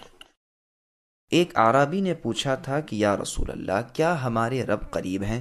اگر قریب ہیں تو ہم اللہ کے ساتھ سرگوشیاں کر لیں، یا دور ہے؟ اگر دور ہو تو ہم اونچی اونچی آوازوں سے اللہ کو پکاریں۔ نبی صلی اللہ علیہ وسلم خاموش رہے۔ اس پر یہ آیت اتری۔ ایک روایت میں ہے کہ صحابہ رضی اللہ عنہم کے اس سوال پر کہ ہمارے رب کہاں ہیں، یہ آیت اتری۔ عطا رحمہ اللہ فرماتے ہیں کہ جب آیت ادعونی استجب لکم نازل ہوئی، یعنی مجھے میرے بندوں پکارو میں تمہاری دعائیں قبول کرتا رہوں گا، تو لوگوں نے پوچھا کہ دعا کس وقت کرنی چاہیے۔ اس پر یہ آیت اتری۔ ابو موسیٰ الاشعری رضی اللہ عنہ کا بیان ہے کہ ہم رسول اللہ صلی اللہ علیہ وسلم کے ساتھ ایک غزوے میں تھے۔ ہر اونچائی پر چڑھتے وقت، ہر وادی میں اترتے وقت بلند آوازوں سے تکبیر کہتے جاتے تھے۔ نبی صلی اللہ علیہ وسلم ہمارے پاس آ کر فرمانے لگے، لوگوں اپنی جانوں پر رحم کرو، تم کسی کم سننے والے یا دور والے کو نہیں پکار رہے، جسے تم پکارتے ہو وہ تو تم سے تمہاری سواریوں کی گردن سے بھی زیادہ قریب ہیں۔ اے عبداللہ ابن قیس، سنو، جنت کا خزانہ لا حول ولا قوت الا باللہ کہنا ہے۔ انس رضی اللہ عنہ فرماتے ہیں کہ رسول اللہ صلی اللہ علیہ وسلم نے فرمایا، اللہ تعالیٰ فرماتے ہیں میرا بندہ میرے ساتھ جیسا عقیدہ رکھتا ہے میں بھی اس کے ساتھ ویسا ہی برتاؤ کرتا ہوں۔ جب وہ مجھ سے دعا مانگتا ہے میں اس کے قریب ہی ہوتا ہوں۔ ابو ہریرہ رضی اللہ عنہ فرماتے ہیں کہ رسول اللہ صلی اللہ علیہ وسلم نے فرمایا، اللہ تعالیٰ فرماتے ہیں کہ میرا بندہ جب مجھے یاد کرتا ہے اور اس کے ہونٹ میرے ذکر میں ہلتے ہیں تو میں اس کے ساتھ ہوتا ہوں۔ یہ اور پچھلی روایت دونوں مسند احمد کی ہیں۔ اس مضمون کی آیت قرآن کریم میں بھی ہے، فرمان باری ہے، ان اللہ مع الذین اتقوا والذین هم محسنون، یعنی جو تقوی اور احسان والے خلوص والے لوگ ہیں ان کے ساتھ اللہ تعالیٰ ہوتے ہیں۔ موسیٰ اور ہارون علیہ السلام سے اللہ نے فرمایا اننی معکما اسمع و ارا، کہ میں اے موسیٰ اور اے ہارون تم دونوں کے ساتھ ہوں، سنتا ہوں اور دیکھ رہا ہوں۔ اس آیت میں اور دیگر دوسری آیات میں اللہ تعالیٰ کے اپنے بندے کے ساتھ ہونے کا مطلب اللہ تعالیٰ کے علم کے اعتبار سے ہے، کیونکہ اللہ تعالیٰ ساتوں آسمانوں کے اوپر اپنے عرش پر مستوی ہیں، اور یہ بندوں کے ساتھ ہونا یہ معیت علمی ہے نہ کہ معیت ذاتی، کیونکہ اہل سنہ کا اس بات پر اتفاق ہے کہ اللہ رب العالمین ہر جگہ اپنے علم کے اعتبار سے ہے، اور ذات کے اعتبار سے تو وہ اپنے ساتوں آسمانوں کے اوپر اپنے عرش پر مستوی ہیں۔ نیز اس سے مقصود یہ بھی ہے کہ باری تعالیٰ دعا کرنے والوں کی دعا کو بیکار نہیں کرتے، نہ ایسا ہوتا ہے کہ وہ اس دعا سے غافل رہے نہ سنے۔ اس میں دعا کرنے کی دعوت دی ہے اور اس کے ضائع نہ ہونے کا وعدہ کیا ہے۔ مسند احمد کی حدیث میں ہے، ابو سعید خدری رضی اللہ عنہ فرماتے ہیں رسول صلی اللہ علیہ وسلم کا ارشاد ہے کہ جو بندہ اللہ تعالیٰ سے کوئی ایسی دعا کرتا ہے جس میں نہ گناہ ہو نہ رشتے ناطے ٹوٹتے ہوں، تو اسے اللہ تعالیٰ 3 باتوں میں سے ایک ضرور عطا فرماتے ہیں۔ یا تو اس کی دعا اس وقت قبول فرما کر اس کی منہ مانگی مراد پوری کرتے ہیں، یا اسے ذخیرہ کر کے رکھ چھوڑتے ہیں اور آخرت میں عطا فرماتے ہیں، یا اس کی وجہ سے کوئی آنے والی بلا اور مصیبت کو ٹال دیتے ہیں۔ لوگوں نے یہ سن کر کہا، اللہ کے رسول پھر تو ہم بکثرت دعا مانگا کریں گے۔ آپ نے فرمایا پھر اللہ کے ہاں کون سی کمی ہے؟ عبادہ بن صامت رضی اللہ عنہ کی حدیث جس کو امام احمد لائے ہیں، فرماتے ہیں کہ نبی صلی اللہ علیہ وسلم نے فرمایا ہے کہ روئے زمین کا جو مسلمان اللہ عز و جل سے دعا مانگے اسے اللہ تعالیٰ قبول فرماتے ہیں، یا تو اسے اس کی منہ مانگی مراد ملتی ہے یا ویسی ہی برائی ٹل جاتی ہے جب تک کہ گناہ کی اور رشتہ داری کے کٹنے کی دعا نہ ہو۔ صحیح بخاری میں ابو ہریرہ رضی اللہ عنہ سے روایت ہے کہ رسول اللہ صلی اللہ علیہ وسلم نے فرمایا جب تک کوئی شخص دعا میں جلدی نہ کرے اس کی دعا ضرور قبول ہوتی ہے۔ جلدی کرنا یہ ہے کہ کہنے لگے میں نے تو ہر چند دعا مانگی لیکن اللہ قبول نہیں کرتے۔ بخاری کی روایت پہ یہ بھی ہے کہ اسے ثواب میں جنت عطا فرماتے ہیں۔ صحیح مسلم میں یہ بھی ہے کہ قبول نہ ہونے کا خیال کر کے وہ نا امیدی کے ساتھ دعا مانگنا ترک کر دے، یہ جلدی کرنا ہے۔ ابو جعفر طبری رحمہ اللہ کی تفسیر میں یہ قول عائشہ رضی اللہ عنہ کا بیان کیا گیا ہے۔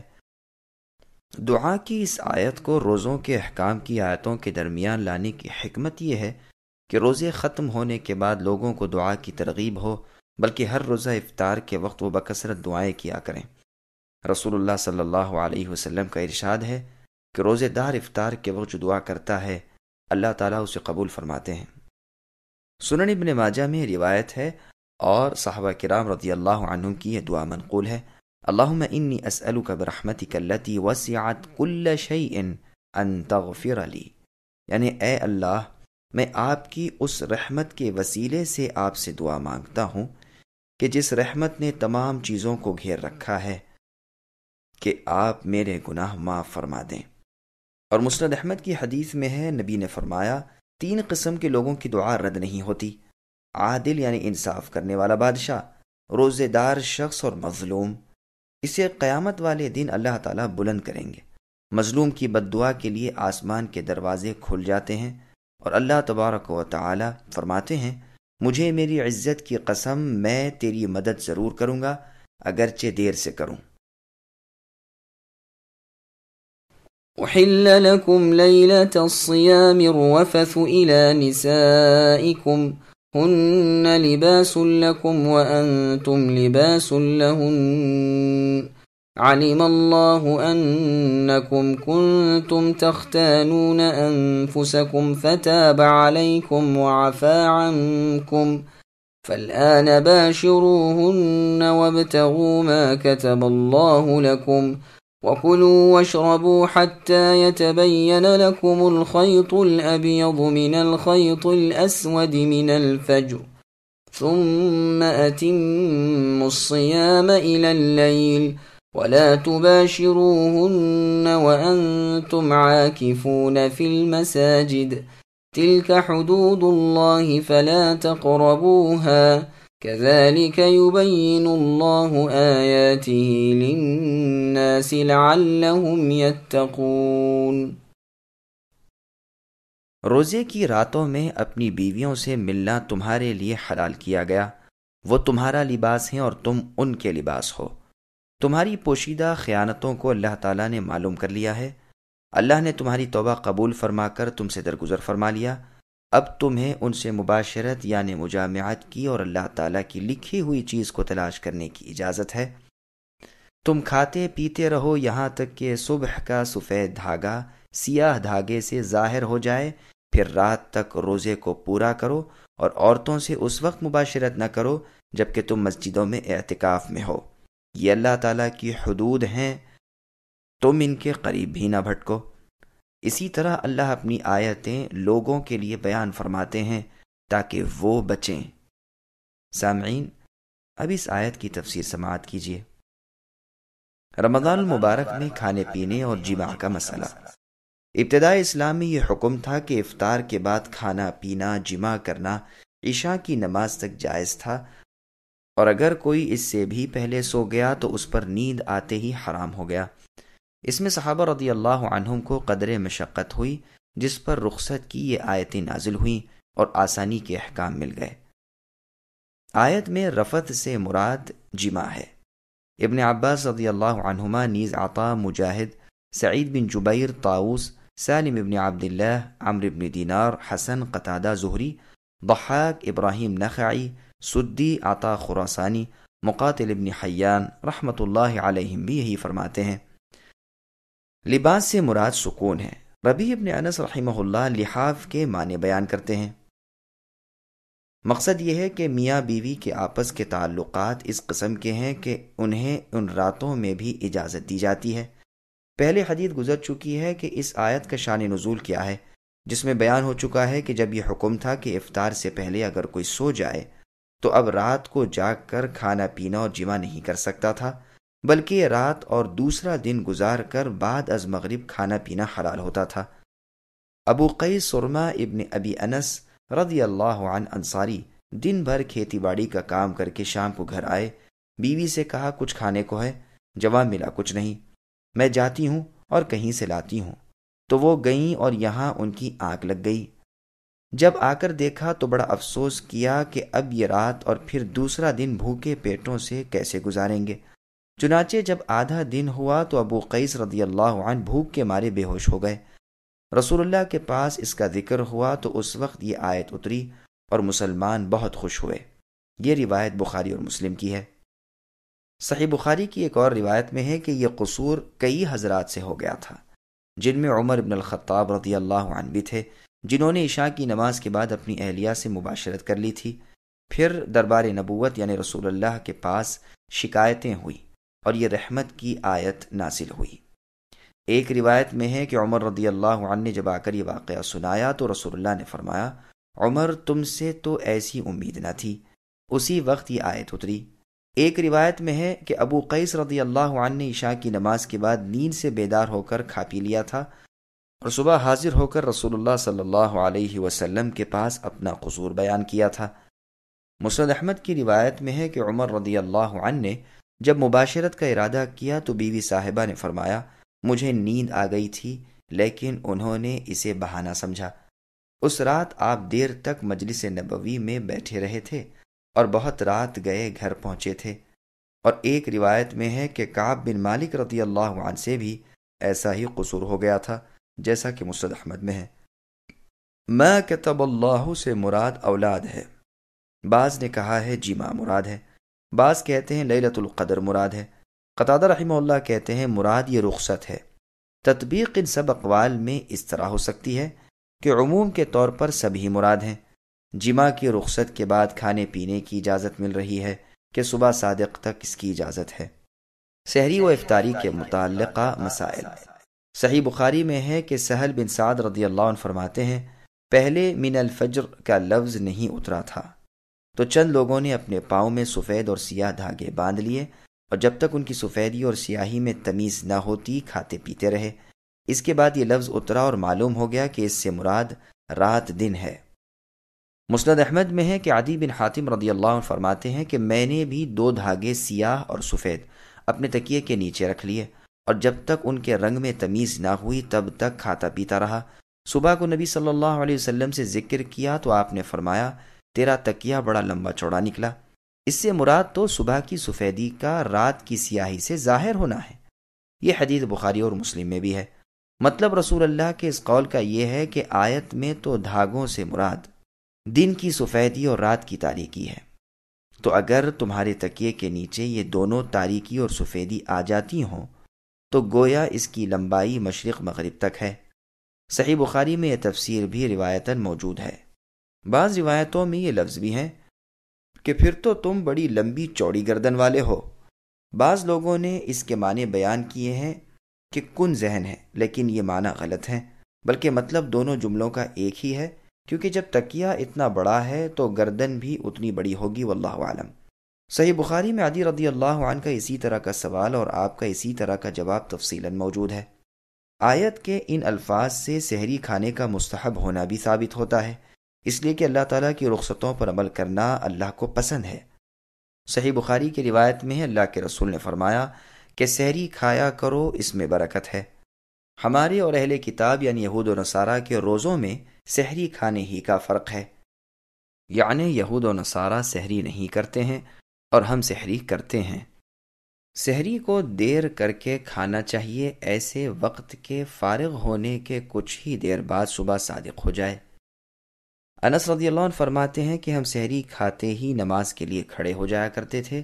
اذان اور سحری کے درمیان اتنا ہی فرق ہوتا تھا کہ 50 آیتیں پڑھ لی جائیں۔ یہ روایت صحیح بخاری کی ہے۔ سنن نبی داؤد کی حدیث سے ثابت ہے کہ رسول اللہ نے سحری کا نام مبارک غذا رکھا ہے۔ مسند احمد وغیرہ کی حدیث میں ہے کہ حذیفہ رضی اللہ عنہ فرماتے ہیں کہ ہم نے رسول اللہ کے ساتھ سحری کھائی، ایسے وقت کہ گویا سورج طلوع ہونے والا ہی تھا۔ لیکن اس میں ایک راوی عاصم بن ابی النجود منفرد ہیں اور مراد اس سے دن کی نزدیکی ہے، جیسے فرمان باری تعالی ہے فَإِذَا بَلَغْنَ أَجَلَهُنَّ، یعنی جب وہ عورتیں اپنے وقت کو پہنچ جائیں۔ مراد یہ ہے کہ جب عدت کا زمانہ ختم ہو جانے کے قریب آ جائے۔ یہی مراد اس حدیث میں بھی ہے کہ انہوں نے سحری کھائی اور صبح صادق ہو جانے کا یقین نہ تھا، بلکہ ایسا وقت تھا کہ کوئی کہتا تھا صبح ہو گئی، کوئی کہتا تھا نہیں ہوئی۔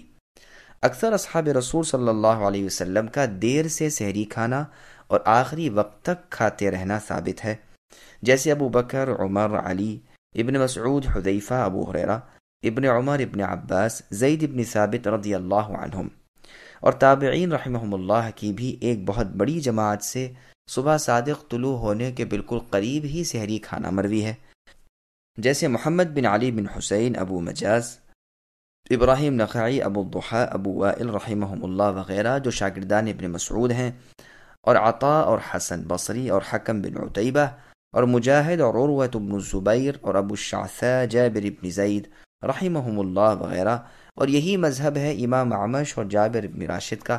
اللہ تعالیٰ ان سب پر اپنی رحمت نازل فرمائے۔ ہم نے ان سب کی اسناد اپنی مستقل کتاب الصیام میں بیان کر دی ہیں، واللہ عالم۔ ابن جریر رحمۃ اللہ علیہ نے اپنی تفسیر میں بعض لوگوں سے یہ بھی نقل کیا ہے کہ سورج کے طلوع ہونے تک کھانا پینا جائز ہے، جیسے غروب ہوتے ہی افطار کرنا، لیکن یہ قول کوئی اہل علم قبول نہیں کر سکتے کیونکہ نص قرآن کے خلاف ہے۔ قرآن میں خیط کا لفظ موجود ہے۔ بخاری اور مسلم کی حدیث میں ہے کہ رسول اللہ صلی اللہ علیہ وسلم نے فرمایا بلال رضی اللہ عنہ کی اذان سن کر تم سحری سے رک نہ جایا کرو، وہ رات باقی ہوتے ہوئے اذان دیا کرتے ہیں، تم کھاتے پیتے رہو جب تک عبداللہ ابن ام مکتوم رضی اللہ عنہ کی اذان نہ سن لو، وہ اذان نہیں کہتے جب تک فجر طلوع نہ ہو جائے۔ مسند احمد میں حدیث ہے کہ رسول اللہ صلی اللہ علیہ وسلم فرماتے ہیں کہ وہ فجر نہیں جو آسمانوں کے کنارے میں لمبی پھیلتی ہے، بلکہ وہ جو سرخی والی اور کنارے کنارے ظاہر ہونے والی ہوتی ہے۔ ترمذی میں بھی یہ روایت ہے، اس میں ہے کہ اس پہلی فجر کو جو طلوع ہو کر اوپر کو چڑھتی ہے دیکھ کر کھانے پینے سے نہ رکو، بلکہ کھاتے پیتے رہو یہاں تک کہ سرخ دھاری پیش ہو جائے۔ سنن ابی داؤد کی ایک حدیث میں ہے صبح کاذب اور اذان بلال رضی اللہ عنہ کو ایک ساتھ بھی بیان فرمایا ہے۔ ایک اور روایت میں صبح کاذب کو صبح سفیدی، صبح کے ستون کی مانند بتایا گیا ہے، اور بخاری کی روایت میں اس پہلی اذان کی جس کے مؤذن بلال رضی اللہ عنہ تھے، یہ وجہ بیان کی ہے کہ وہ سونے والوں کو جگانے اور نماز تہجد پڑھنے والوں کو لوٹانے کے لیے ہوتی ہے۔ فجر اس طرح نہیں ہے جب تک اس طرح نہ ہو، یعنی آسمان میں اونچی چڑھنے والی نہیں بلکہ کناروں میں دھاری کی طرح ظاہر ہونے والی۔ طبرانی کی ایک حدیث میں ہے فجر دو ہیں، ایک تو بھیڑیے کی دم کی طرح ہے، اس سے روزے دار پر کوئی چیز حرام نہیں ہوتی، یعنی کھانا پینا جماع وغیرہ۔ ہاں وہ فجر جو کناروں میں آسمان کے ظاہر ہو وہ نماز صبح کا وقت ہے اور روزے دار کے کھانے پینے کو موقوف کرنے کا۔ ابن عباس رضی اللہ عنہما فرماتے ہیں جو سفیدی آسمان کے نیچے سے اوپر کو چڑھتی ہے اسے نماز کی حلت اور روزے کی حرمت سے کوئی سروکار نہیں، لیکن وہ فجر جو پہاڑوں کی چوٹیوں پر چمکنے لگتی ہے وہ کھانا پینا حرام کرتی ہے۔ عطا رحمہ اللہ سے مروی ہے کہ آسمان میں لمبی لمبی چڑھنے والی فجر کے وقت کی روشنی نہ تو روزہ رکھنے والے پر کھانا پینا حرام کرتی ہے، نہ اس سے نماز کا وقت ہونا معلوم ہو سکتا ہے، نہ حج فوت ہوتا ہے، لیکن جو صبح پہاڑوں کی چوٹیوں پر پھیل جاتی ہے یہ وہ صبح ہے کہ روزے دار کے لیے سب چیزیں حرام کر دیتی ہے اور نمازی کے لیے نماز حلال کر دیتی ہے اور حج فوت ہو جاتا ہے۔ ان دونوں روایتوں کی صحیح سند ہے اور بہت سے سلف سے یہ منقول ہے، اللہ تعالیٰ ان پر اپنی رحمت نازل فرمائے۔ حالت جنابت میں روزہ رکھنا۔ چونکہ جماع اور کھانے پینے کا آخری وقت اللہ تعالیٰ نے روزہ رکھنے والے کے لیے صبح صادق مقرر کیا ہے، اس سے اس مسئلے پر استدلال ہو سکتا ہے کہ صبح کے وقت جو شخص جنبی اٹھا وہ غسل کر لے اور اپنا روزہ پورا کر لے، اس پر کوئی حرج نہیں۔ سلف و خلف کے جمہور علماء رحمہم اللہ کا یہی مذہب ہے۔ بخاری اور مسلم میں عائشہ اور ام سلمہ رضی اللہ عنہما ام المؤمنین سے روایت ہے کہ رسول اللہ صلی اللہ علیہ وسلم رات کے وقت جماع کرتے، صبح کے وقت جنبی اٹھتے یعنی حالت جنابت میں، پھر غسل کر کے روزے سے رہتے۔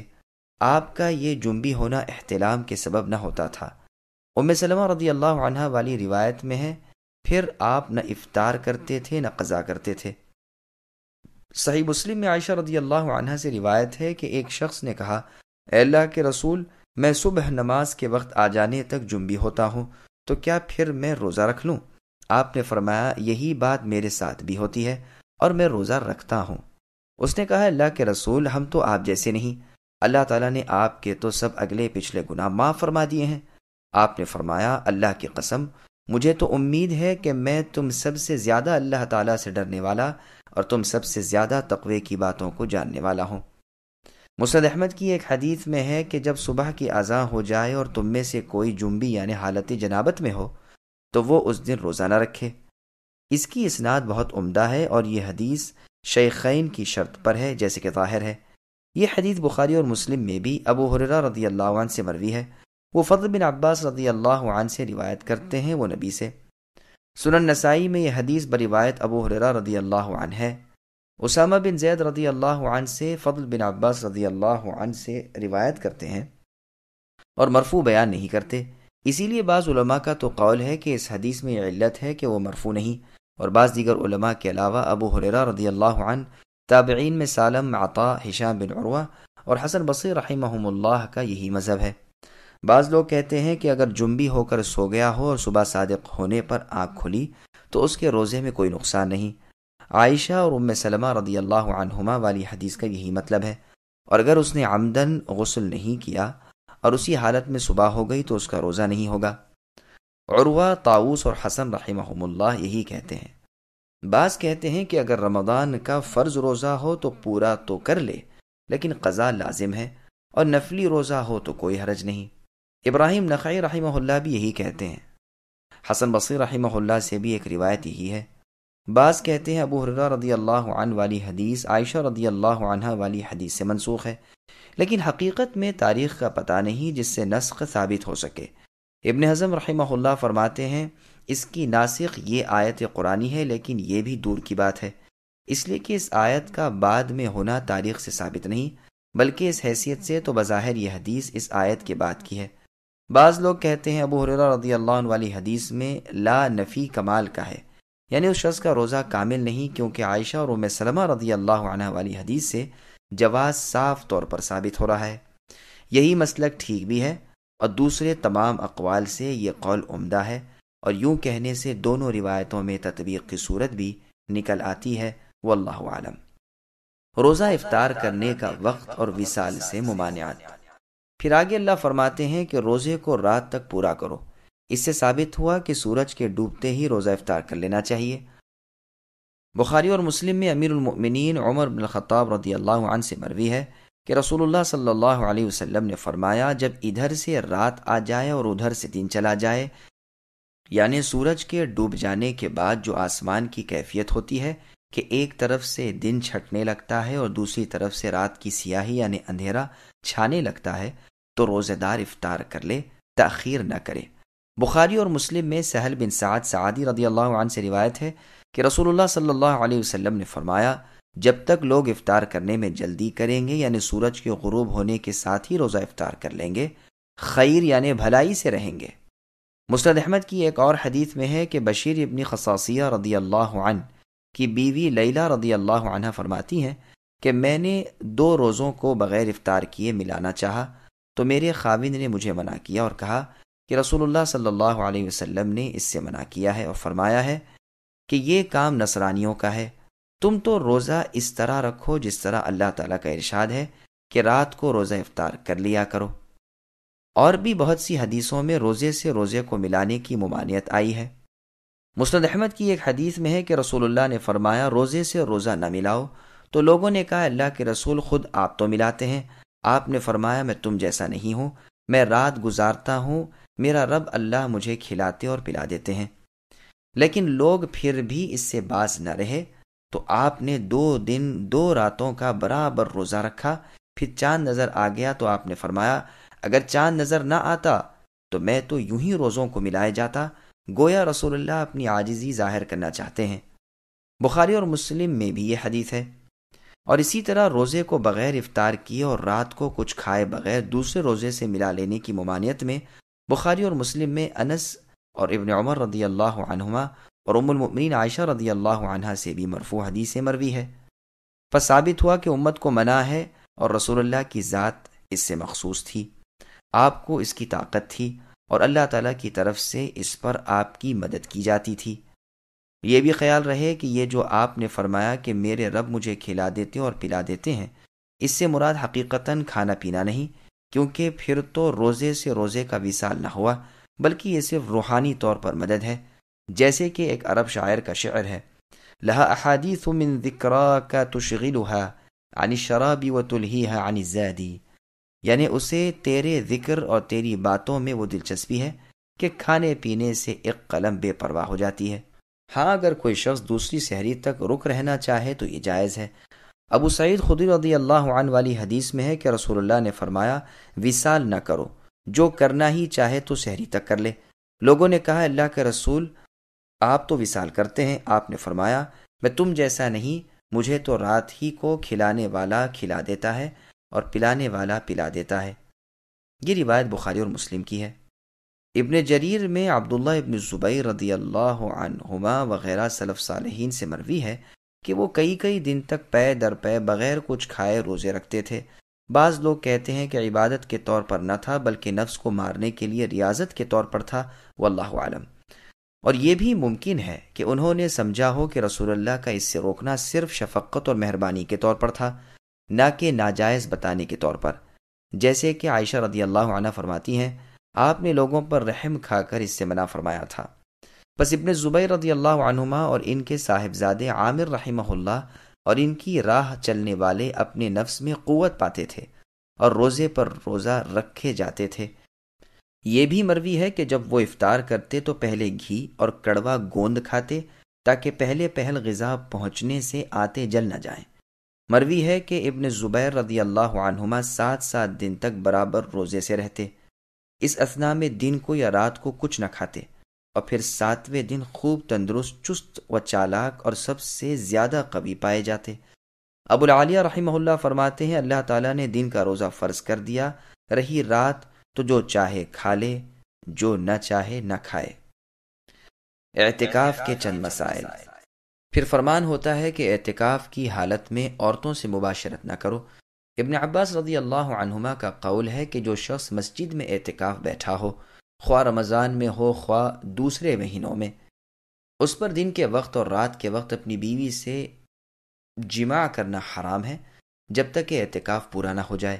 ضحاک رحمہ اللہ فرماتے ہیں پہلے لوگ اعتکاف کی حالت میں بھی جماع کر لیا کرتے تھے، جس پر یہ آیت اتری اور مسجد میں اعتکاف کیے ہوئے پر یہ کام حرام کیا گیا۔ مجاہد اور قتادہ رحمہم اللہ بھی یہی کہتے ہیں۔ پس علماء کرام کا متفقہ فتویٰ ہے کہ اعتکاف والا اگر کسی ضرورت حاجت کے لیے گھر میں جائے، مثلا پیشاب یا پاخانہ یا کھانا کھانے کے لیے، تو اس کام سے فارغ ہوتے ہی مسجد میں چلا آئے، وہاں ٹھہرنا جائز نہیں۔ نہ اپنی بیوی سے بوس و کنار وغیرہ جائز ہے، نہ کسی اور کام میں سوائے اعتکاف کے مشغول ہونا اس کے لیے جائز ہے، بلکہ بیمار کی بیمار پرسی کے لیے بھی جانا جائز نہیں۔ ہاں یہ اور بات ہے کہ چلتے چلتے پوچھ لے۔ اعتکاف کے اور بھی بہت سے احکام ہیں، بعض میں اختلاف بھی ہے، ان سب کو ہم نے اپنی مستقل کتاب الصیام کے آخر میں بیان کیا ہے، وَلِلَّهِ الْحَمْدُ وَالْمِنَّةُ۔ چونکہ قرآن میں روزوں کے بیان کے بعد اعتکاف کا ذکر ہے، اسی لیے اکثر مصنفین نے بھی اپنی اپنی کتابوں میں روزے کے بعد ہی اعتکاف کے احکام بیان کیے ہیں۔ اس میں اس بات کی طرف بھی اشارہ ہے کہ اعتکاف روزے کی حالت میں کرنا چاہیے یا رمضان کے آخر میں۔ رسول اللہ بھی رمضان شریف کے آخری دنوں میں اعتکاف کیا کرتے تھے، یہاں تک کہ آپ فوت ہو گئے۔ رسول اللہ کے بعد امہات المؤمنین رضی اللہ عنہن، آپ کی بیویاں اعتکاف کیا کرتی تھیں، جیسا کہ بخاری اور مسلم میں ہے۔ صحیحین میں ہے کہ آپ صلی اللہ علیہ وسلم کی بیوی صفیہ رضی اللہ عنہا بنت حوی رسول اللہ کی خدمت میں آپ کے اعتکاف کی حالت میں حاضر ہوتی تھیں، اور کوئی ضروری بات پوچھنے کی ہوتی تو وہ دریافت کر کے چلی جاتی۔ ایک مرتبہ رات کو جب جانے لگی تو چونکہ مکان مسجد نبوی صلی اللہ علیہ وسلم سے فاصلے پر تھا، اس لیے رسول اللہ ان کو گھر تک چھوڑنے کے لیے ساتھ چل پڑے۔ راستے میں 2 انصاری صحابی مل گئے اور آپ کے ساتھ آپ کی بیوی صاحبہ کو دیکھ کر شرم کے مارے جلدی جلدی قدم بڑھا کر جانے لگے۔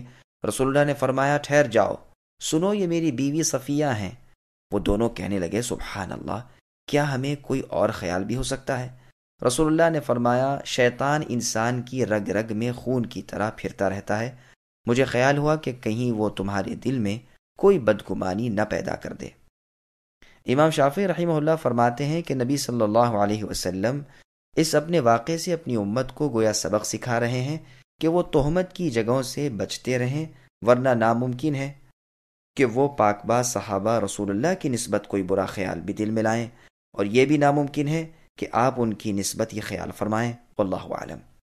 آیت میں مراد مباشرت سے جماع اور اس کے اسباب ہیں، جیسے بوس و کنار وغیرہ، ورنہ کسی چیز کا لینا دینا وغیرہ یہ سب باتیں جائز ہیں۔ عائشہ صدیقہ رضی اللہ عنہ فرماتی ہیں کہ رسول اللہ اعتکاف کی حالت میں میری طرف سر جھکا دیا کرتے تھے، میں آپ کے سر میں کنگھی کر دیا کرتی تھی، حالانکہ میں حیض سے ہوتی تھی۔ آپ اعتکاف کے دنوں میں ضروری حاجت کے علاوہ گھر میں تشریف نہیں لاتے تھے۔ عائشہ رضی اللہ عنہ فرماتی ہیں اعتکاف کی حالت میں تو چلتے چلتے ہی گھر کے بیمار کی بیمار پرسی کر لیا کرتی ہوں۔ اللہ تعالیٰ فرماتے ہیں کہ یہ ہماری بیان کردہ باتیں اور فرض کیے ہوئے احکام اور مقرر کی ہوئی حدیں ہیں۔ روزے اور روزوں کے احکام اور اس کے مسائل، اس میں جو کام جائز اور جو ناجائز ہیں، یہ سب ہماری حد بندیاں ہیں۔ خبردار ان کے قریب بھی نہ آنا، نہ ان سے تجاوز کرنا، نہ ان کے آگے بڑھنا۔ بعض کہتے ہیں کہ یہ حد اعتکاف کی حالت میں مباشرت سے الگ رہنا ہے، بعض کہتے ہیں ان آیتوں کے چاروں حکم مراد ہیں۔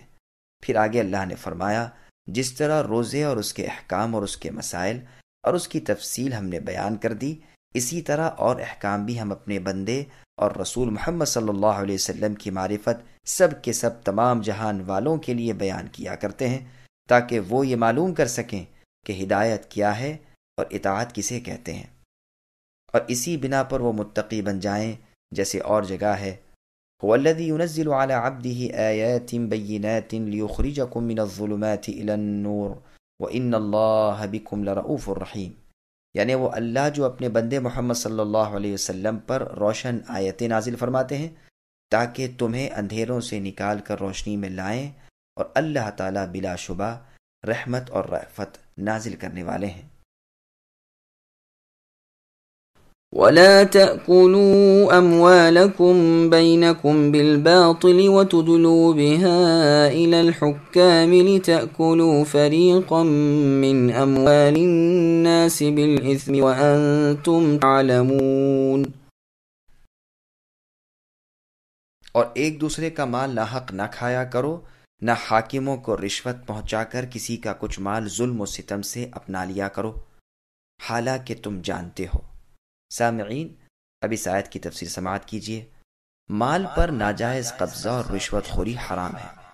ابن عباس رضی اللہ عنہما فرماتے ہیں یہ آیت اس شخص کے بارے میں ہے جو شخص کسی دوسرے کے مال پر ناحق قبضہ کرے اور جو اصل حقدار ہے اس کے پاس کوئی شہادت یا دلیل نہ ہو کہ یہ مال میرا ہے، اور ناحق قبضہ کرنے والا اس کا انکار کر دے کہ یہ مال اس اصل مالک کا ہے اور حاکم کے پاس جا کر بری ہو جائے، حالانکہ وہ ناحق قبضہ کرنے والا جانتا ہو کہ اس پر اس کا اصل مالک کا حق ہے اور یہ اس کا مال مار رہا ہے اور حرام کھا رہا ہے اور اپنے آپ کو گنہگاروں میں شامل کر رہا ہے۔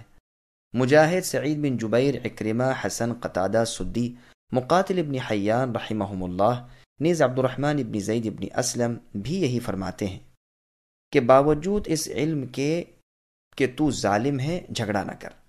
بخاری اور مسلم میں ام سلمہ رضی اللہ عنہ ام المؤمنین سے مروی ہے کہ رسول اللہ نے فرمایا، میں ایک انسان ہوں، میرے پاس لوگ جھگڑا لے کر آتے ہیں، شاید ایک شخص دوسرے سے زیادہ حجت باز ہو، میں اس کی چکنی چپڑی تقریر سن کر اس کے حق میں فیصلہ کر دوں، حالانکہ در حقیقت میرا فیصلہ واقع کے خلاف ہو، تو سمجھ لو کہ جس کے حق میں اس طرح کے فیصلے سے کسی مسلمان کے حق کو میں دلوا دوں، وہ آنکھ کا ایک ٹکڑا ہے، خواہ اٹھا لے یا نہ اٹھائے۔ میں کہتا ہوں یہ آیت اور یہ حدیث اس امر پر دلیل ہے کہ حاکم کا حکم کسی معاملے کی حقیقت کی شرعی حیثیت کو بدل نہیں سکتا۔ فی الواقع جو حرام ہو وہ قاضی کے فیصلے سے حلال اور حلال حرام نہیں ہو سکتا۔ قاضی کا فیصلہ صرف ظاہری ہوتا ہے، باطن میں نافذ نہیں ہوتا۔ اگر وہ فی الواقع بھی نفس الامر کے مطابق ہو تو خیر، ورنہ حاکم کو تو اجر ملے گا، لیکن اس فیصلے کی بنا پر حق کو ناحق اور ناحق کو حق بنانے والا رب کا مجرم ٹھہرے گا اور اس پر وبال باقی رہے گا، جس پر آیت مندرجہ بالا گواہ ہے کہ تم اپنے دعوے کے باطل ہونے کا علم رکھتے ہوئے لوگوں کے مال مار کھانے کے لیے جھوٹے مقدمات بنا کر، جھوٹے گواہ گزار کر، ناجائز طریقوں سے حکام کو چکرا دے کر اپنے دعووں کو ثابت نہ کیا کرو۔ قتادہ رحمہ اللہ فرماتے ہیں، لوگو سمجھ لو کہ قاضی کا فیصلہ تمہارے لیے حرام کو حلال نہیں کر سکتا اور نہ باطل کو حق کر سکتا ہے۔ قاضی تو اپنی عقل سمجھ سے گواہوں کی گواہی کے مطابق ظاہری حالات کو دیکھتے ہوئے فیصلہ صادر کرتا ہے، اور وہ بھی آخر انسان ہی ہے، ممکن ہے خطا کرے اور ممکن ہے خطا سے بچ جائے۔ تو جان لو کہ اگر فیصلہ قاضی کا واقع کے خلاف ہو تو تم صرف قاضی کا فیصلہ سمجھ کر اسے جائز مال نہ سمجھ لو، یہ جھگڑا باقی ہی ہے یہاں تک کہ قیامت کے دن اللہ تعالیٰ دونوں کو جمع کرے اور باطل والوں پر حق والوں کو غلبہ دے کر ان کا حق ان سے دلوائے، اور دنیا میں جو فیصلہ ہوا تھا اس کے خلاف فیصلہ صادر فرما کر اس کی نیکیوں میں سے اسے بدلہ دلوائے۔ يسألونك عن الأهلة قل هي مواقيت للناس والحج وليس البر بأن تأتوا البيوت من ظهورها ولكن البر من اتقى وأتوا البيوت من أبوابها واتقوا الله لعلكم تفلحون۔ لوگ آپ سے اے نبی چاند کے بارے میں سوال کرتے ہیں، تو آپ کہہ دیجئے کہ یہ لوگوں کے وعدے کے وقتوں میں حج کے موسم کے لیے ہے، احرام کی حالت میں، اور گھروں کے پیچھے سے تمہارا آنا کچھ نیکی نہیں بلکہ نیکی والا وہ ہے جو متقی ہو۔ گھروں میں تو دروازوں میں سے آیا کرو اور اللہ تعالیٰ سے ڈرتے رہو تاکہ تم کامیاب ہو جاؤ۔ سامعین، اب اس آیت کی تفسیر سماعت کیجیے۔ چاند وقت اور ماہ و سال کے تعین کے لیے ہے۔ ابن عباس رضی اللہ عنہما فرماتے ہیں کہ رسول اللہ صلی اللہ علیہ وسلم سے لوگوں نے چاند کے بارے میں سوال کیا، جس پر یہ آیت نازل ہوئی کہ اس سے قرض وغیرہ کے وعدوں کی میعاد معلوم ہو جاتی ہے، عورتوں کی عدت کا وقت معلوم ہوتا ہے، حج کا وقت معلوم ہوتا ہے۔ مسلمانوں کے روزے کے افطار کا تعلق بھی اسی سے ہے۔ مسند عبدالرزاق میں عبداللہ ابن عمر رضی اللہ عنہما سے روایت ہے کہ رسول اللہ صلی اللہ علیہ وسلم نے فرمایا، اللہ تعالیٰ نے چاند کو لوگوں کے وقت معلوم کرنے کے لیے بنایا ہے، اسے دیکھ کر روزے رکھو، اسے دیکھ کر عید مناؤ، اگر ابر و بارہ کی وجہ سے چاند نہ دیکھ سکو تو 30 دن پورے گن لیا کرو۔ اس روایت کو امام حاکم رحمہ اللہ نے صحیح کہا ہے۔ یہ حدیث اور سندوں سے بھی مروی ہے۔ علی رضی اللہ عنہ سے ایک موقوف روایت میں بھی یہ مضمون آیا ہے۔ آگے چل کر ارشاد ہوتا ہے کہ بھلائی گھروں کے پیچھے سے آنے میں نہیں بلکہ بھلائی تقوی میں ہے، گھروں میں دروازوں سے آؤ۔ صحیح بخاری میں ہے کہ جاہلیت کے زمانے میں یہ دستور تھا کہ احرام میں ہوتے تو گھروں میں پشت کی جانب سے آتے، جس پر یہ آیت نازل ہوئی۔ ابو داؤد طیالسی میں بھی یہ روایت ہے۔ انصار کا عام دستور تھا کہ سفر سے جب واپس آتے تو گھر کے دروازے سے گھر میں داخل نہیں ہوتے تھے۔ دراصل یہ بھی جاہلیت کے زمانے کے قریشیوں نے اپنے لیے ایک امتیاز قائم کر لیا تھا کہ اپنا نام انہوں نے حمص رکھا تھا۔ احرام کی حالت میں یہ تو براہ راست اپنے گھروں میں آ سکتے تھے، لیکن باقی کے سب لوگ اس طرح نہیں جاتے تھے۔ رسول اللہ صلی اللہ علیہ وسلم ایک باغ میں تھے، وہاں سے آپ اس کے دروازے میں سے نکلے۔ آپ کے ایک انصاری صحابی قطبہ ابن عامر رضی اللہ عنہ بھی آپ کے ساتھ ہی اسی دروازے سے نکلے۔ اس پر لوگوں نے رسول اللہ سے کہا، اللہ کے رسول، یہ تو ایک تجارت پیشہ شخص ہیں، یہ آپ کے ساتھ آپ کی طرح دروازے سے کیوں نکلے؟ انہوں نے جواب دیا کہ میں نے تو رسول اللہ کو جس طرح کرتے دیکھا کیا، مانا کہ آپ حمص میں سے ہیں، لیکن میں بھی تو آپ کے دین پر ہی ہوں۔ اس پر یہ آیت نازل ہوئی۔ عبداللہ بن عباس رضی اللہ عنہما وغیرہ سے بھی یہ روایت مروی ہے۔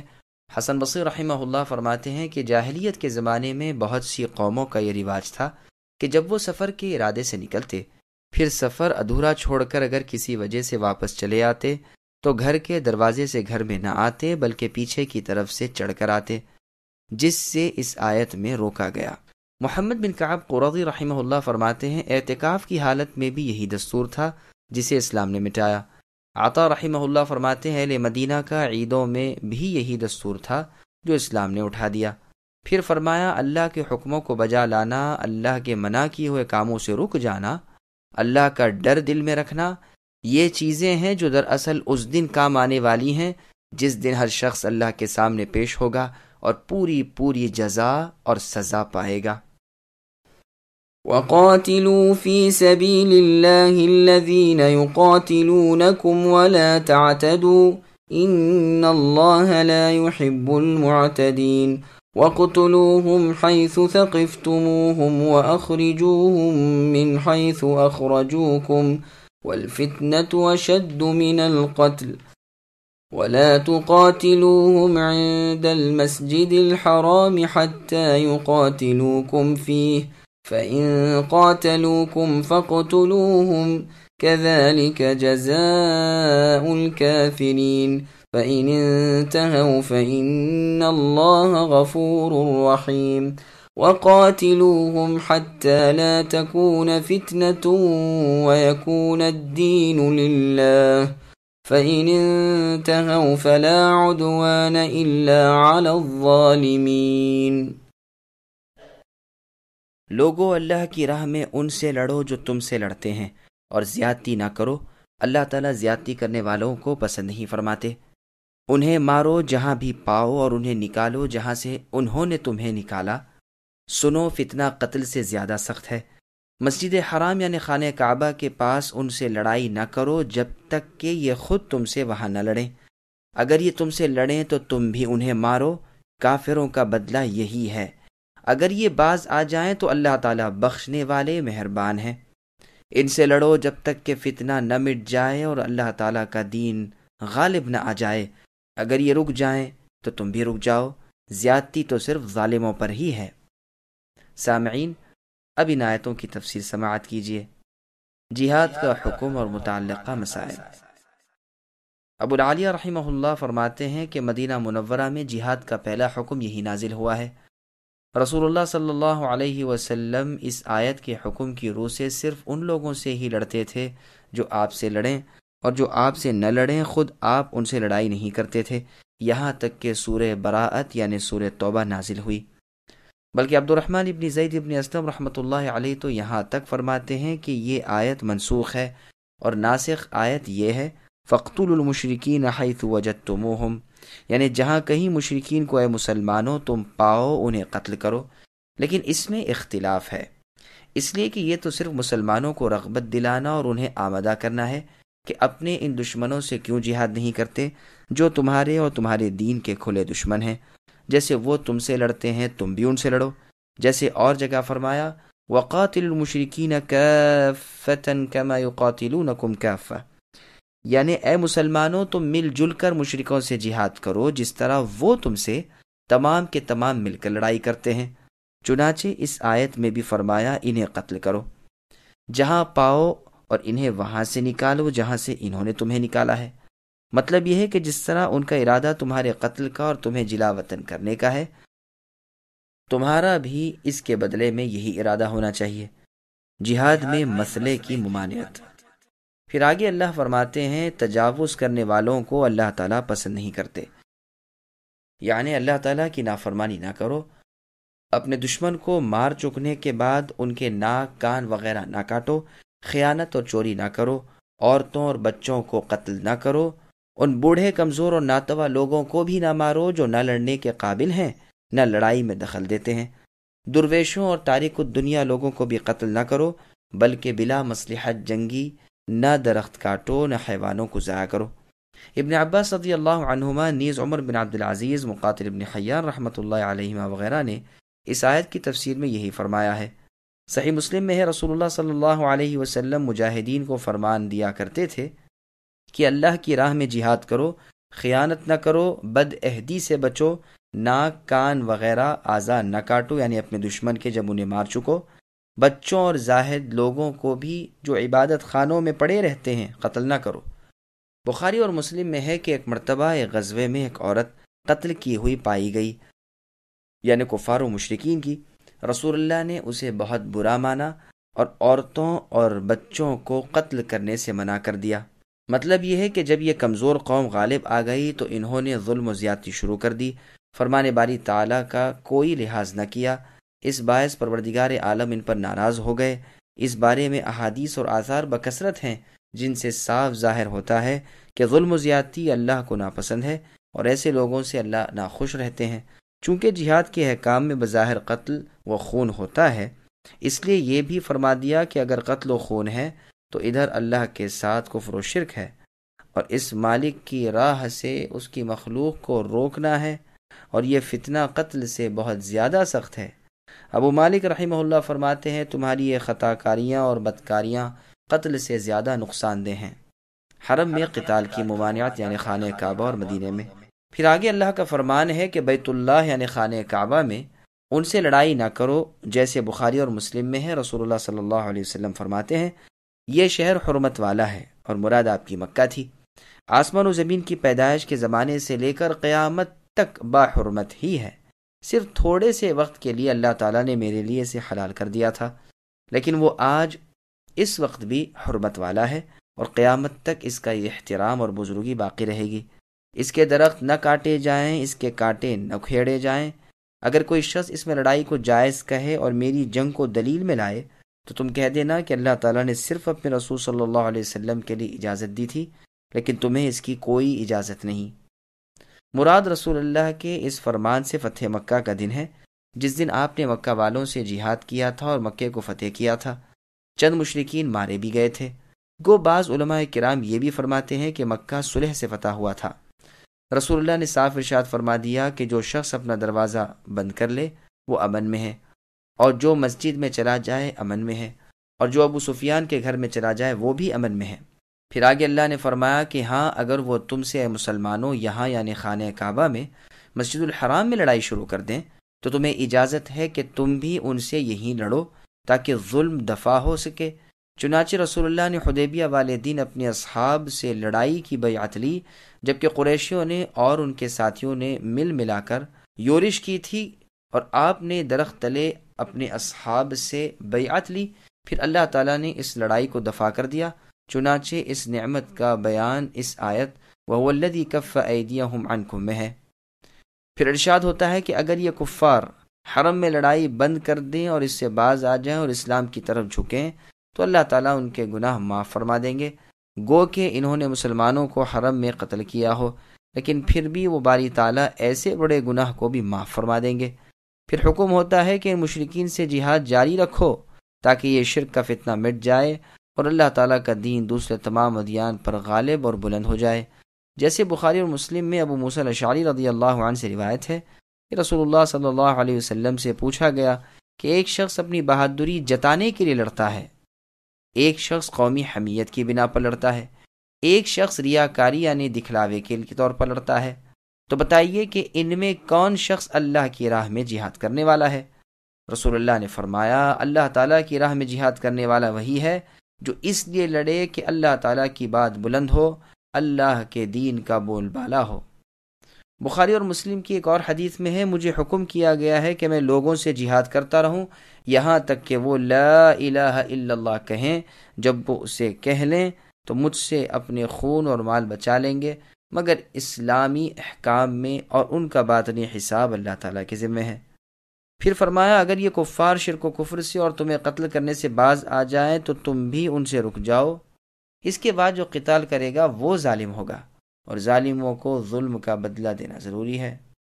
یعنی مجاہد رحمہ اللہ کے اس قول کے معنی یہ ہوئے کہ جو لڑیں ان سے ہی لڑا جائے، یا مطلب یہ ہے کہ اگر وہ ان حرکات سے رک جائیں تو وہ ظلم یعنی شرک سے ہٹ گئے، پھر کوئی وجہ نہیں کہ ان سے جنگ و جدال ہو۔ یہاں آیت میں لفظ عدوان جو زیادتی کے معنی میں ہے وہ زیادتی کے مقابلے میں زیادتی کے بدلے کے لیے ہے، حقیقتاً زیادتی نہیں۔ جیسے فرمایا، فَمَنِ اعْتَدَى عَلَيْكُمْ فَاعْتَدُوا عَلَيْهِ بِمِثْلِ مَا اعْتَدَى عَلَيْكُمْ، یعنی جو تم پر اے مسلمانوں زیادتی کرے تم بھی اس پر اس جیسی ہی زیادتی کر لو۔ اور جگہ ہے فَجَزَاءُ سَيِّئَةٍ سَيِّئَةٌ مِثْلُهَا، یعنی برائی کا بدلہ اس جیسی برائی ہے۔ اور جگہ فرمان ہے فَإِنْ عَاقَبْتُمْ فَعَاقِبُوا بِمِثْلِ مَا عُوقِبْتُمْ بِهِ، یعنی اگر تم سزا اور عذاب دو تو اتنا ہی دو جتنا تم پر کیا گیا ہے۔ بس ان تینوں جگہوں میں زیادتی برائی اور سزا کو بدلے کے طور پر کہا گیا ہے، ورنہ فی الواقع وہ زیادتی برائی اور سزا عذاب نہیں۔ اکرمہ اور قتادہ رحمہم اللہ کا بیان ہے، اصل ظالم وہی ہے جو لا الہ الا اللہ کا انکاری ہو۔ صحیح بخاری میں ہے کہ عبداللہ ابن عمر رضی اللہ عنہما کے پاس دو شخص آئے، جبکہ عبداللہ ابن الزبیر رضی اللہ عنہما پر لوگوں نے چڑھائی کر رکھی تھی، اور آ کر کہا کہ لوگ تو مر کٹ رہے ہیں۔ آپ عمر رضی اللہ عنہ کے صاحب زادے ہیں، رسول اللہ کے صحابی ہیں، کیوں اس لڑائی میں شامل نہیں ہوتے؟ آپ رضی اللہ عنہ یعنی ابن عمر رضی اللہ عنہما نے فرمایا، سنو، اللہ تعالیٰ نے مسلمان بھائی کا خون حرام کر دیا ہے۔ انہوں نے کہا کہ کیا یہ فرمان جناب باری تعالیٰ کا نہیں کہ ان سے لڑو یہاں تک کہ فتنہ باقی نہ رہے؟ آپ نے فرمایا کہ ہم تو لڑتے رہے یہاں تک کہ فتنہ دب گیا اور اللہ تعالیٰ کا پسندیدہ دین غالب آ گیا، لیکن اب تم چاہتے ہو کہ تم لڑو تاکہ فتنہ ہو اور دوسرے مذہب ابھر آئیں، یعنی دوسرے دین والے اسلام پر غالب آ سکیں۔ ایک اور روایت میں ہے کہ کسی نے آپ سے کہا کہ اے ابو عبد الرحمن، آپ نے اللہ کی راہ کا جہاد کیوں چھوڑ رکھا ہے اور کیا اختیار کر رکھا ہے کہ حج پر کر رہے ہو؟ ہر دوسرے سال حج کو جایا کرتے ہو، حالانکہ جہاد کے فضائل آپ سے مخفی نہیں۔ آپ نے فرمایا، بھتیجے سنو، اسلام کی بنا 5 چیزیں ہیں: اللہ پر اور اللہ کے رسول پر ایمان لانا، 5 وقت کی نماز ادا کرنا، رمضان کے روزے رکھنا، زکوٰۃ دینا، بیت اللہ یعنی خانہ کعبہ کا حج کرنا۔ اس نے کہا، کیا قرآن کا یہ حکم آپ نے نہیں سنا کہ ایمانداروں کی 2 جماعتیں اگر آپس میں جھگڑیں تو تم ان میں صلح کرا دو، اگر پھر بھی ایک گروہ دوسرے پر بغاوت کرے تو باغی گروہ سے لڑو یہاں تک کہ وہ پھر سے اللہ کا فرمانبردار بن جائے۔ اور جگہ ارشاد ہے، ان سے لڑو تا وقت کے فتنہ مٹ جائے۔ آپ نے فرمایا، ہم نے رسول اللہ کے زمانے میں اس کی تعمیل کر لی جبکہ اسلام کمزور تھا اور مسلمان تھوڑے تھے۔ جو اسلام قبول کرتا تھا اس پر فتنہ آ پڑتا تھا، یا تو قتل کر دیا جاتا یا سخت عذابوں میں پھنس جاتا، یہاں تک کہ یہ پاک دین پھیل گیا اور اس کے حلقہ بگوش بکثرت ہو گئے اور فتنہ برباد ہو گیا۔ اس نے کہا، اچھا تو پھر فرمائیے کہ علی اور عثمان رضی اللہ عنہما کے بارے میں آپ کا کیا خیال ہے؟ فرمایا، عثمان رضی اللہ عنہ کو اللہ تعالیٰ نے معاف فرما دیا، گو تم اس معافی سے برا مانو، اور علی رضی اللہ عنہ رسول اللہ کے چچا زاد بھائی اور آپ کے داماد تھے، اور یہ دیکھو ان کا مکان یہ رہا جو تمہاری آنکھوں کے سامنے ہے۔ الشهر الحرام بالشهر الحرام والحرمات قصاص فمن اعتدى عليكم فاعتدوا عليه بمثل ما اعتدى عليكم واتقوا الله واعلموا أن الله مع المتقين وأنفقوا في سبيل الله ولا تلقوا بأيديكم إلى التهلكة وَأَحْسِنُوا إِنَّ اللَّهَ يُحِبُّ الْمُحْسِنِينَ۔ حرمت والے مہینے حرمت والے مہینوں کے بدلے ہیں، اور حرمتیں عدلے بدلے کی۔ جو تم پر زیادتی کرے تم بھی اس پر اسی کے مثل زیادتی کرو جو تم پر کی ہے، اور اللہ تعالیٰ سے ڈرتے رہا کرو، اور جان رکھو کہ اللہ تعالیٰ پرہیزگاروں کے ساتھ ہے۔ اللہ تعالیٰ کی راہ میں خرچ کیا کرو اور اپنے ہاتھوں ہلاکت میں نہ پڑو، اور سلوک و احسان کرو۔ اللہ تعالیٰ احسان کرنے والوں کو دوست رکھتے ہیں۔ سامعین، اب ان آیتوں کی تفسیر سماعت کیجیے۔ حرمت والے مہینے میں لڑائی اور بیعت رضوان کا ذکر۔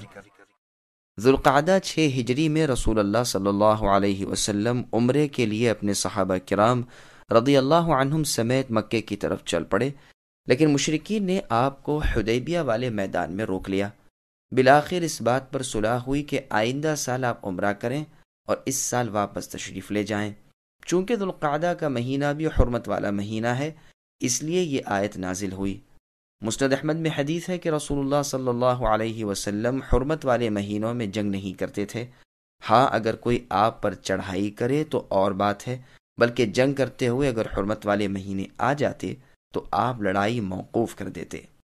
حدیبیہ کے میدان میں بھی جب رسول اللہ صلی اللہ علیہ وسلم کو یہ خبر پہنچی کہ عثمان رضی اللہ عنہ کو مشرکوں نے قتل کر دیا، جو کہ رسول اللہ کا پیغام لے کر مکے میں گئے تھے، تو آپ نے اپنے 1400 اصحاب رضوان اللہ علیہم سے ایک درخت تلے مشرکوں سے جہاد کرنے کی بیعت لی۔ پھر جب معلوم ہوا کہ یہ خبر غلط ہے تو آپ نے اپنا ارادہ ملتوی کر دیا اور صلح کی طرف مائل ہو گئے۔ پھر جو واقعہ ہوا وہ ہوا۔ اسی طرح آپ جب کہ حوازن کی لڑائی سے حنین والے دن فارغ ہوئے اور مشرکین طائف میں جا کر قلعہ بند ہو گئے تو آپ نے ان کا محاصرہ کر لیا، یعنی ان کے قلعے کو گھیر لیا۔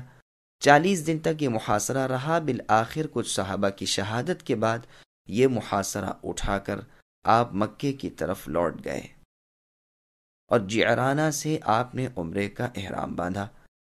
یہیں حنین کی غنیمتیں تقسیم کی، اور یہ عمرہ آپ کا ذوالقعدہ میں ہوا ہے۔ سن 8 ہجری کا یہ واقعہ ہے۔ اللہ تعالیٰ آپ پر درود و سلام بھیجے۔ پھر آگے اللہ فرماتے ہیں، جو تم پر اے مسلمانوں زیادتی کرے تم بھی اس پر اتنی ہی زیادتی کر لو، یعنی مشرکین میں بھی عدل کا خیال رکھو۔ یہاں بھی زیادتی کے بدلے کو زیادتی سے تعبیر کرنا ویسا ہی ہے جیسے ایک مقام پر عذاب و سزا کے بدلے کو بھی سزا کے لفظ سے تعبیر کیا گیا ہے، اور برائی کے بدلے کو بھی برائی کے لفظ سے بیان کیا گیا ہے۔ ابن عباس رضی اللہ عنہما فرماتے ہیں، یہ آیت مکے میں اتری جہاں مسلمانوں میں کوئی شوکت و شان نہ تھی، نہ جہاد کا حکم تھا۔ پھر یہ آیت مدینے میں جہاد کے حکم سے منسوخ ہو گئی، لیکن ابن جریر رحمہ اللہ نے اس بات کی تردید کی ہے اور فرماتے ہیں کہ یہ آیت مدنی ہے، عمرہ قضاء کے بعد نازل ہوئی ہے۔ مجاہد رحمہ اللہ کا قول بھی یہی ہے۔ پھر آگے اللہ فرماتے ہیں، اللہ تعالیٰ کی اطاعت اور پرہیزگاری اختیار کرو اور اسے جان لو کہ ایسے ہی لوگوں کے ساتھ دین و دنیا میں اللہ تعالیٰ کی تائید و نصرت رہتی ہے۔ جہاد اور اللہ کے راستے میں مال خرچ کرنا۔ صحیح بخاری میں ہے، حذیفہ رضی اللہ عنہ فرماتے ہیں کہ یہ آیت اللہ کی راہ میں خرچ کرنے کے بارے میں نازل ہوئی ہے، اور بزرگوں نے سلف میں سے انہوں نے بھی اس آیت کی تفسیر میں یہی بیان فرمایا ہے۔ ابو عمران رحمہ اللہ فرماتے ہیں کہ مہاجرین میں سے ایک شخص نے قسطنطینیہ کی جنگ میں کفار کے لشکر پر دلیرانہ حملہ کیا اور ان کی صفوں کو چیرتے ہوئے ان میں گھس گئے، تو بعض لوگ یہ دیکھ کر کہنے لگے کہ دیکھو، یہ اپنے ہاتھوں اپنی جان کو ہلاکت میں ڈال رہے ہیں۔ ابو ایوب انصاری رضی اللہ عنہ نے یہ سن کر فرمایا، اس آیت کا صحیح مطلب ہم خوب جانتے ہیں۔ سنو، یہ آیت ہمارے یعنی صحابہ ہی کے بارے میں نازل ہوئی ہے۔ ہم نے رسول اللہ صلی اللہ علیہ وسلم کی صحبت اٹھائی، آپ کے ساتھ جنگ و جہاد میں شریک رہے، آپ کی مدد پر تلے رہے، یہاں تک کہ اسلام ظاہر ہو گیا اور مسلمان غالب آ گئے تو ہم انصاریوں نے ایک مرتبہ جمع ہو کر آپس میں مشورہ کیا کہ اللہ تعالیٰ نے اپنے نبی محمد صلی اللہ علیہ وسلم کی صحبت کے ساتھ ہمیں مشرف فرمایا، ہم آپ کی خدمت میں لگے رہے، آپ کی ہم رکابی میں جہاد کرتے رہے۔ اب بھی الحمدللہ اسلام پھیل گیا، مسلمانوں کا غلبہ ہو گیا، لڑائی ختم ہو گئی۔ ان دنوں میں جن میں ہم رسول اللہ صلی اللہ علیہ وسلم کے ساتھ تھے، نہ ہم نے اپنی اولاد کی خبرگیری کی، نہ مال کی دیکھ بھال کی، نہ کھیتیوں اور باغوں کا کچھ خیال کیا۔ بس اب ہمیں چاہیے کہ اپنے خانگی معاملات کی طرف توجہ کریں۔ اس پر یہ آیت نازل ہوئی۔ پس جہاد کو چھوڑ کر بال بچوں اور بیوپار و تجارت میں مشغول ہو جانا، یہ اپنے ہاتھوں خود کو ہلاک کرنا ہے۔ یہ روایت ابو داؤد، ترمذی، نسائی وغیرہ میں ہے۔ سنن ترمذی کی روایت میں ہے کہ قسطنطینیہ کی لڑائی کے وقت مصریوں کے سردار عقبہ ابن عامر رضی اللہ عنہ تھے اور شامیوں کے سردار یزید ابن فضال ابن عبید رحمۃ اللہ علیہ تھے۔ برا بن عازب رضی اللہ عنہ سے ایک شخص نے پوچھا کہ اگر میں اکیلا تنہا دشمن کی صف میں گھس جاؤں اور وہ مجھے گھیرے میں لے لیں اور قتل کر دیا جاؤں تو کیا اس آیت کے مطابق میں اپنی جان کو آپ ہی ہلاک کرنے والا بنوں گا؟ آپ نے جواب دیا، نہیں، اللہ تعالیٰ اپنے نبی محمد صلی اللہ علیہ وسلم سے فرماتے ہیں فقاتل فی سبیل اللہ لا تکلف الا نفسک، یعنی اے نبی اللہ کی راہ میں لڑتے رہیے، آپ اپنی جان کے ہی مالک ہیں، اسی کو تکلیف دیجیے۔ یہ آیت تو اللہ کی راہ میں خرچ کرنے سے رک جانے والوں کے بارے میں نازل ہوئی ہے۔ جیسا کہ ترمذی کی ایک اور روایت میں اتنی زیادتی بھی ہے کہ آدمی کا گناہوں پر گناہ کیے چلے جانا اور توبہ نہ کرنا، یہ اپنے ہاتھوں اپنے آپ کو ہلاک کرنا ہے۔ ابن ابی حاتم میں ہے کہ مسلمانوں نے دمشق کا محاصرہ کیا اور ازد شنو قبیلے کا ایک آدمی جرأت کر کے دشمنوں میں گھس گیا، ان کی صفیں چیرتا پھاڑتا اندر چلا گیا۔ لوگوں نے اسے برا جانا اور عمرو بن العاص رضی اللہ عنہما کے پاس شکایت کی۔ چنانچہ عمرو رضی اللہ عنہ نے انہیں بلا لیا اور فرمایا قرآن میں ہے اپنی جانوں کو ہلاکت میں نہ ڈالو۔ ابن عباس رضی اللہ عنہما فرماتے ہیں لڑائی میں اس طرح کی بہادری کرنا یہ اپنی جانوں کو بربادی میں ڈالنا نہیں بلکہ اللہ کی راہ میں مال خرچ نہ کرنا ہلاکت میں پڑنا ہے۔ ضحاک ابن ابو حبیرہ رحمۃ اللہ علیہ فرماتے ہیں کہ انصار اپنے مال اللہ کی راہ میں کھلے دل سے خرچ کرتے رہتے تھے، لیکن ایک سال قحط سالی کے موقع پر انہوں نے وہ خرچ روک لیا، جس پر یہ آیت نازل ہوئی۔ امام حسن بصری رحمہ اللہ فرماتے ہیں اس سے مراد بخل یعنی کنجوشی کرنا ہے۔ نعمان ابن بشیر رضی اللہ عنہ فرماتے ہیں کہ گنہگار کا اللہ کی رحمت سے نا امید ہو جانا یہ ہلاک ہونا ہے، اور بعض مفسرین بھی فرماتے ہیں کہ گناہ ہو جائیں پھر بخشش سے نا امید ہو کر گناہوں میں مشغول ہو جانا یہ اپنے ہاتھوں ہلاک ہونا ہے۔ تہلکہ سے مراد اللہ کا عذاب بھی بیان کیا گیا ہے۔ قرطبی وغیرہ سے روایت ہے کہ لوگ رسول اللہ کے ساتھ جہاد میں جاتے تھے اور اپنے ساتھ کچھ خرچ نہیں لے جاتے تھے۔ اب یا تو وہ بھوکوں مریں یا ان کا بوجھ دوسروں پر پڑے، تو ان سے اس آیت میں فرمایا جاتا ہے کہ اللہ نے جو تمہیں دیا ہے اسے اللہ کی راہ کے کاموں میں لگاؤ اور اپنے ہاتھوں ہلاکت میں نہ پڑو کہ بھوک پیاس سے یا پیدل چل چل کر مر جاؤ۔ اس کے ساتھ ہی ان لوگوں کو جن کے پاس کچھ ہے حکم ہو رہا ہے کہ تم احسان کرو تاکہ اللہ تمہیں دوست رکھے، نیکی کے ہر کام میں خرچ کیا کرو، بالخصوص جہاد کے موقع پر اللہ کی راہ میں خرچ کرنے سے نہ روکو، یہ دراصل خود تمہاری ہلاکت ہے۔ بس احسان اعلیٰ درجے کی اطاعت ہے جس کا یہاں حکم ہو رہا ہے، اور ساتھ ہی بیان ہو رہا ہے کہ احسان کرنے والے اللہ کے دوست ہیں۔